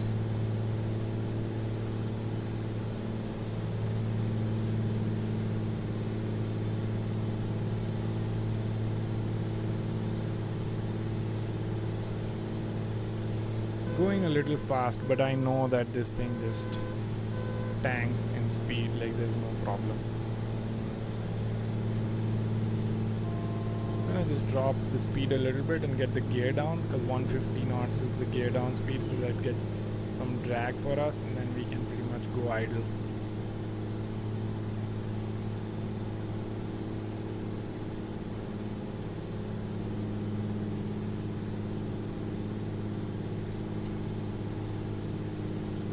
Aryan says, if I'm not mistaken, they change the ground depending on the sport they play in the sim. Seems like they went Aussie rules footballs, huh? Ah, yeah, maybe that's what it is. When the photo was taken for the ground textures, it may not have been painted like cricket. So this Brisbane, I think I bought it from Any Builds, if I'm not wrong, and it's a pretty good scenery.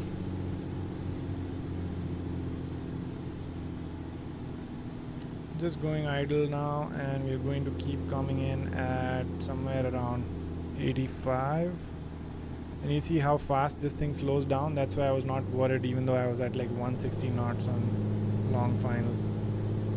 Slows down really fast. And also let's turn on this touchdown FX UI just so that I can pull up my landing rate and stuff. 50 feet over the thresholds, runway is made. Let's keep coming back on throttle, keep going down, and there you go. Let's kick the rudder in. 57 FPM, not bad at all.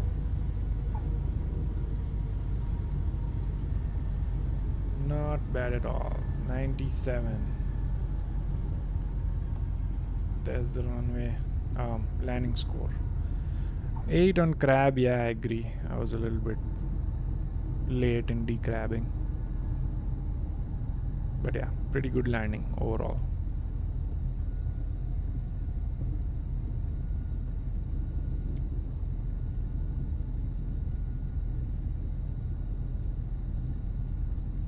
Yeah, I'm gonna just show you guys Brisbane scenery.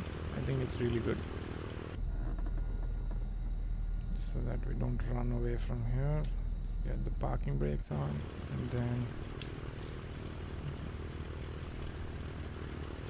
I think I bought it from Any Builds, if I'm not wrong. I can't remember whether it was Orbex or whether it was Any Builds.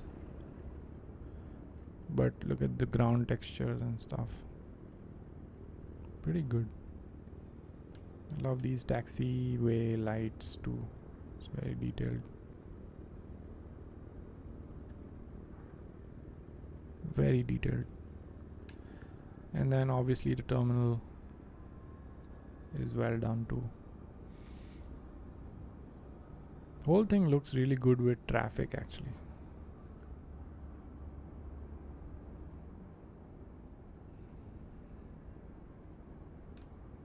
So this one doesn't have interior. I believe at the main one has it.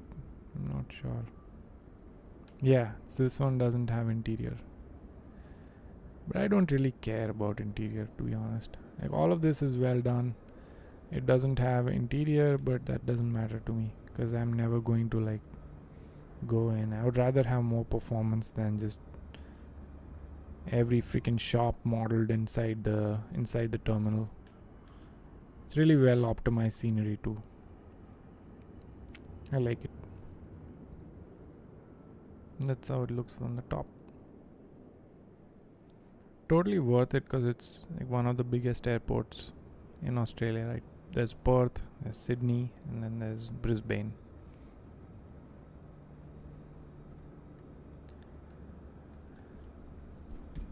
Okay. How much time do we have? It's 11:34. Maybe we can do circuits around one more area because I have like 30 minutes or so. Let's see. What do you guys recommend? So we did Sydney, we did Gold Coast, Brisbane. What else do you guys recommend? There's one airport here which is called YBTH.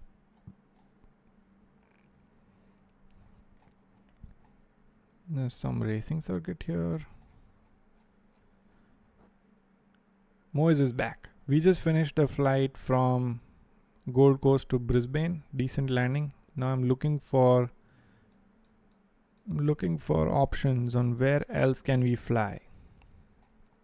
I have 30 minutes more, so we can probably do circuits around some airport, but I'm trying to decide where to go. There's this one which is handcrafted, YBTH. So if I don't have any Hobart, okay, let's see.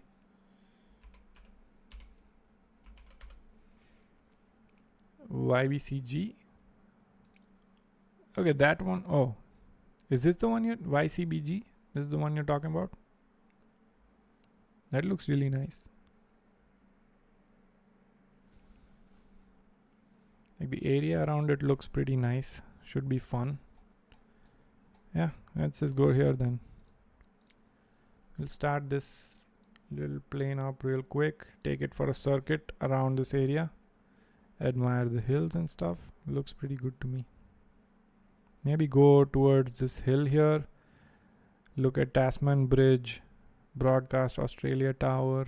And then come back in for a nice landing. Let's go.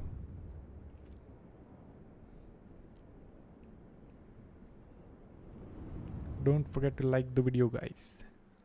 Like the video. Oh boy, those default buildings look terrible, but I'm sure the area around is nice. Okay, battery alternator standby. Fuel quantity is good, but we'll switch tanks because last time we just flew. Let's make sure this fuel flow thing is working. Full prop, full throttle, everything is full. It's the pump to high. This thing messing up again. Oh, mixture is not full. There you go. 1, 2, 3. That's good. Throttle back to 1/2 inch.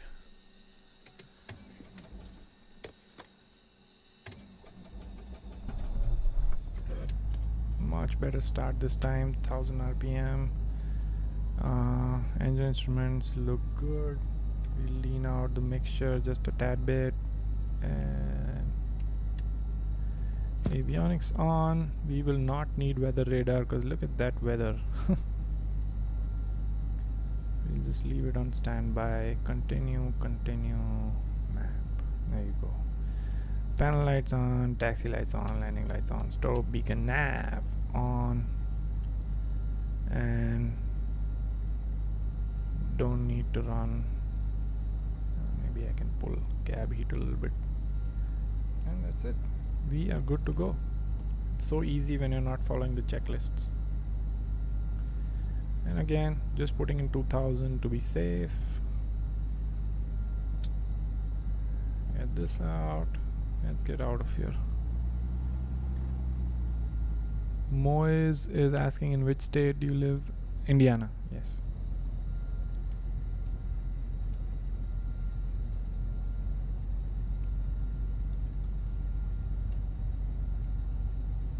Let's get out of here. What kind of weather do we have? Let's just give it a quick check.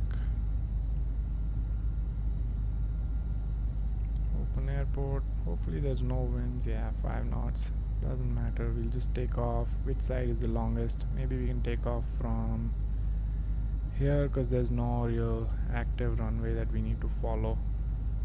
So I'm just gonna go this side and then take the shortest way out of here.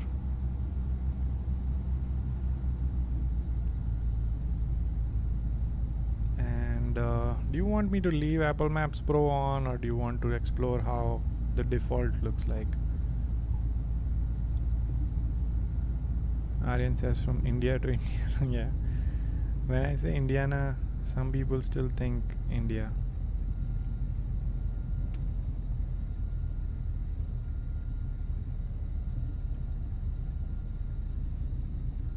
Yeah, I don't think I need to go all the way back. We'll just do a rolling takeoff from here and get out of here.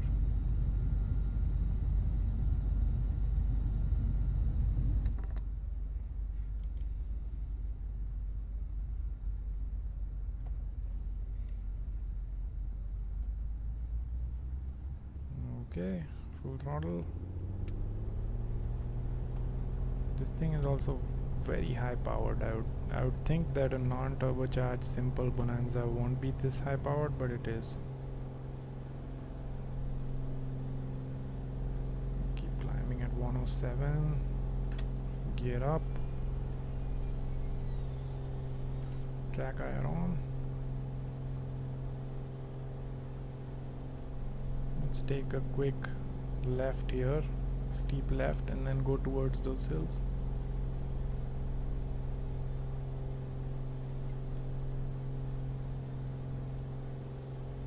You should try not to go beyond 30 degrees when you're this low, because there's a risk of just stalling.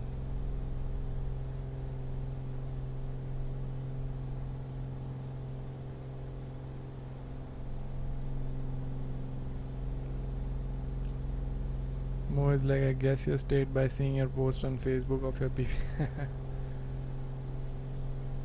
How are my posts even visible? I thought they were not even public.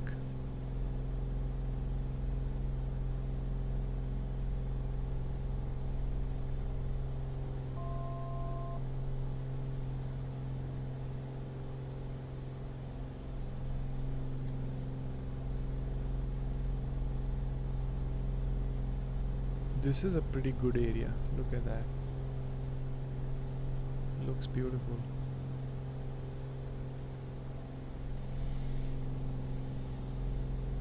I'll turn down my throttle a bit because it's just too powerful.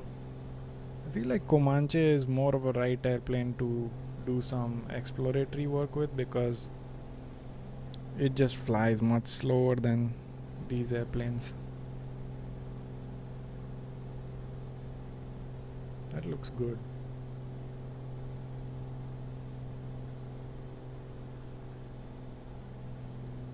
Let me just check real quick which runway the wind is favoring at least. Runway 30, so I should be coming in from the seaside. Okay, got it. Just to be sure, next time. Have a nice headwind landing.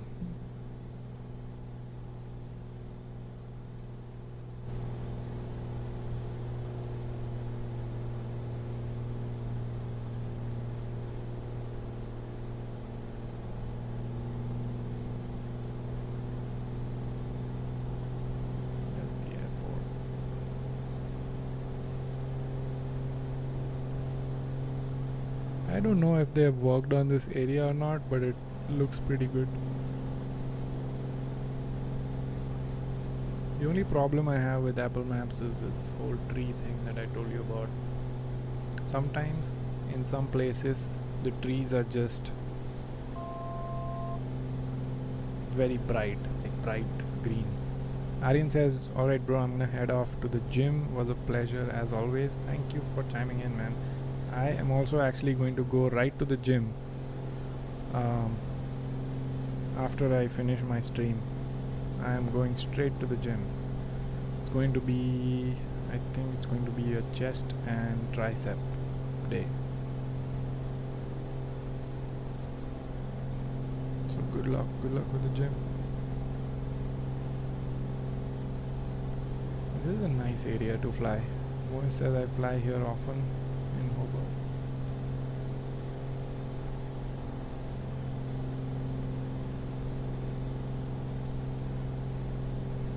Very pretty. 2000 feet, let's not go too high. Moe says, and me going to sleep. It's probably too late there, right? I guess you're back for back in India. Yeah, probably India or Pakistan, right? But probably late there. Aryan same legs day for me. Oh man, oh my. Ooh, leg day, huh? That's sad, bro. I feel for you.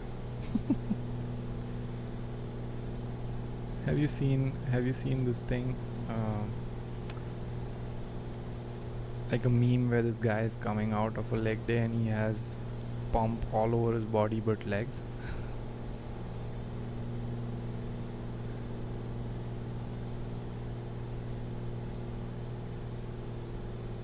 And then he's like, oh, I had a great leg day.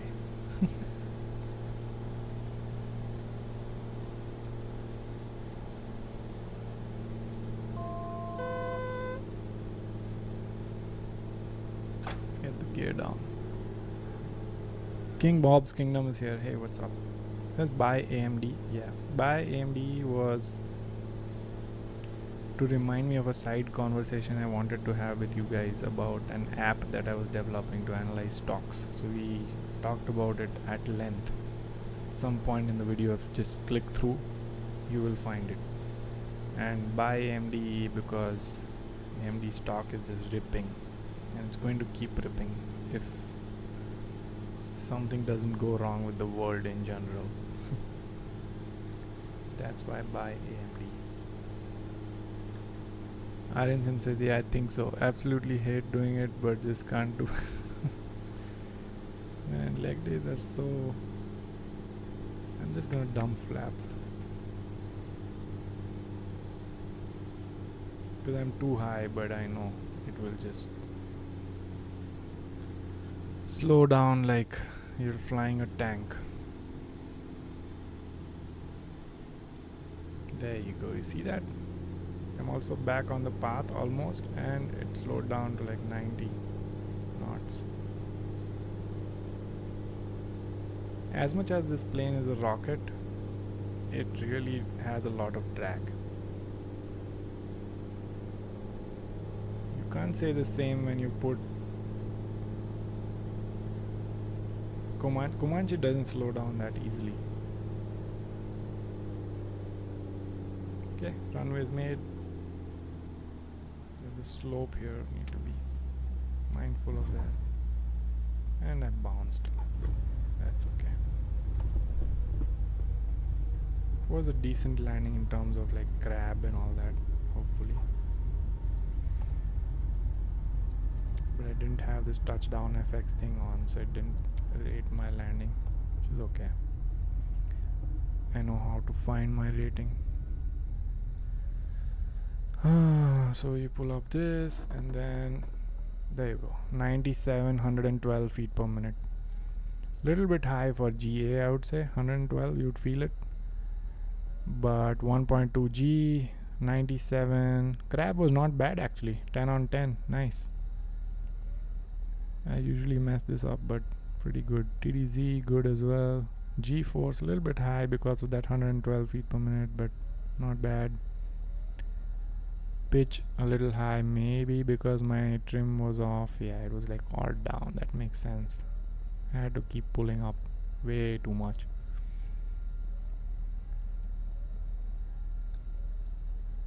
Moise is saying, bro, can we have a next stream solely on investing world? That's a very, I mean, I would love to do that, man.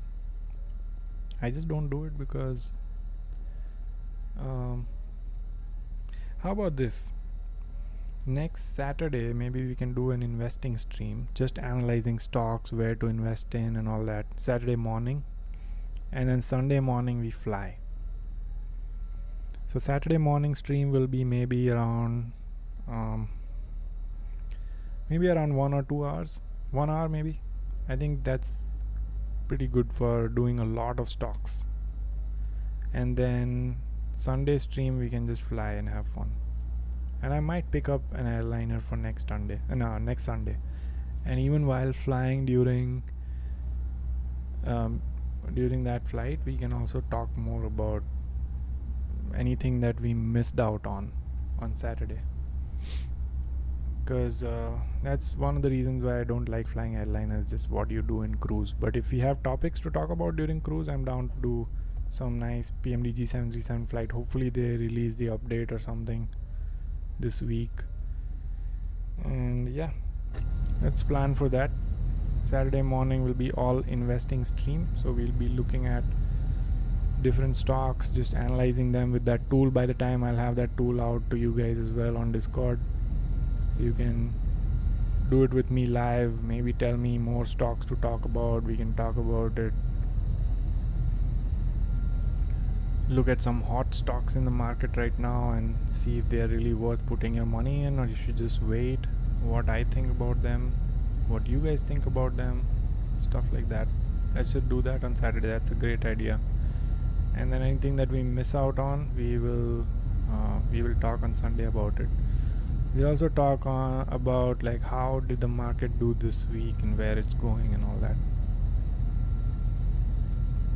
Well, what I think where it's going.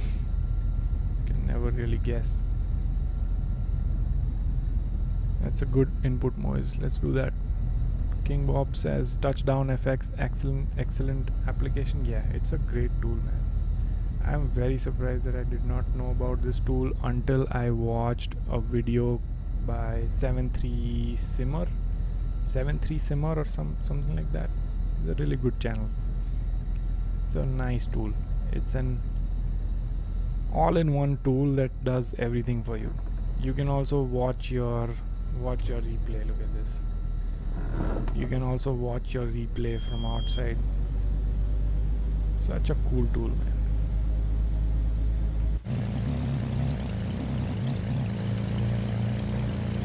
It's a nice tool. Okay, Moise is saying thanks, an amazing stream. Bye, see you soon. Thank you for joining in. I'll see you guys next Saturday.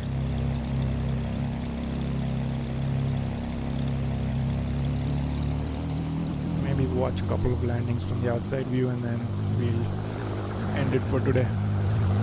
But yeah, watch out for the investing stream on Saturday next week, and then flying plus investing plus some random shit on Sunday. Thank you guys for watching. If you haven't liked the video, make sure you like the video. It helps the channel. More than that, it helps just with my motivation to keep this going. Oh no, it went down too much. I have to rewind this. Okay, that's it. I'm not going to talk now. Thank you all for joining in. Really appreciate you guys keeping it interactive in the chat. We will leave it on these landing replays, and I'll see you guys later.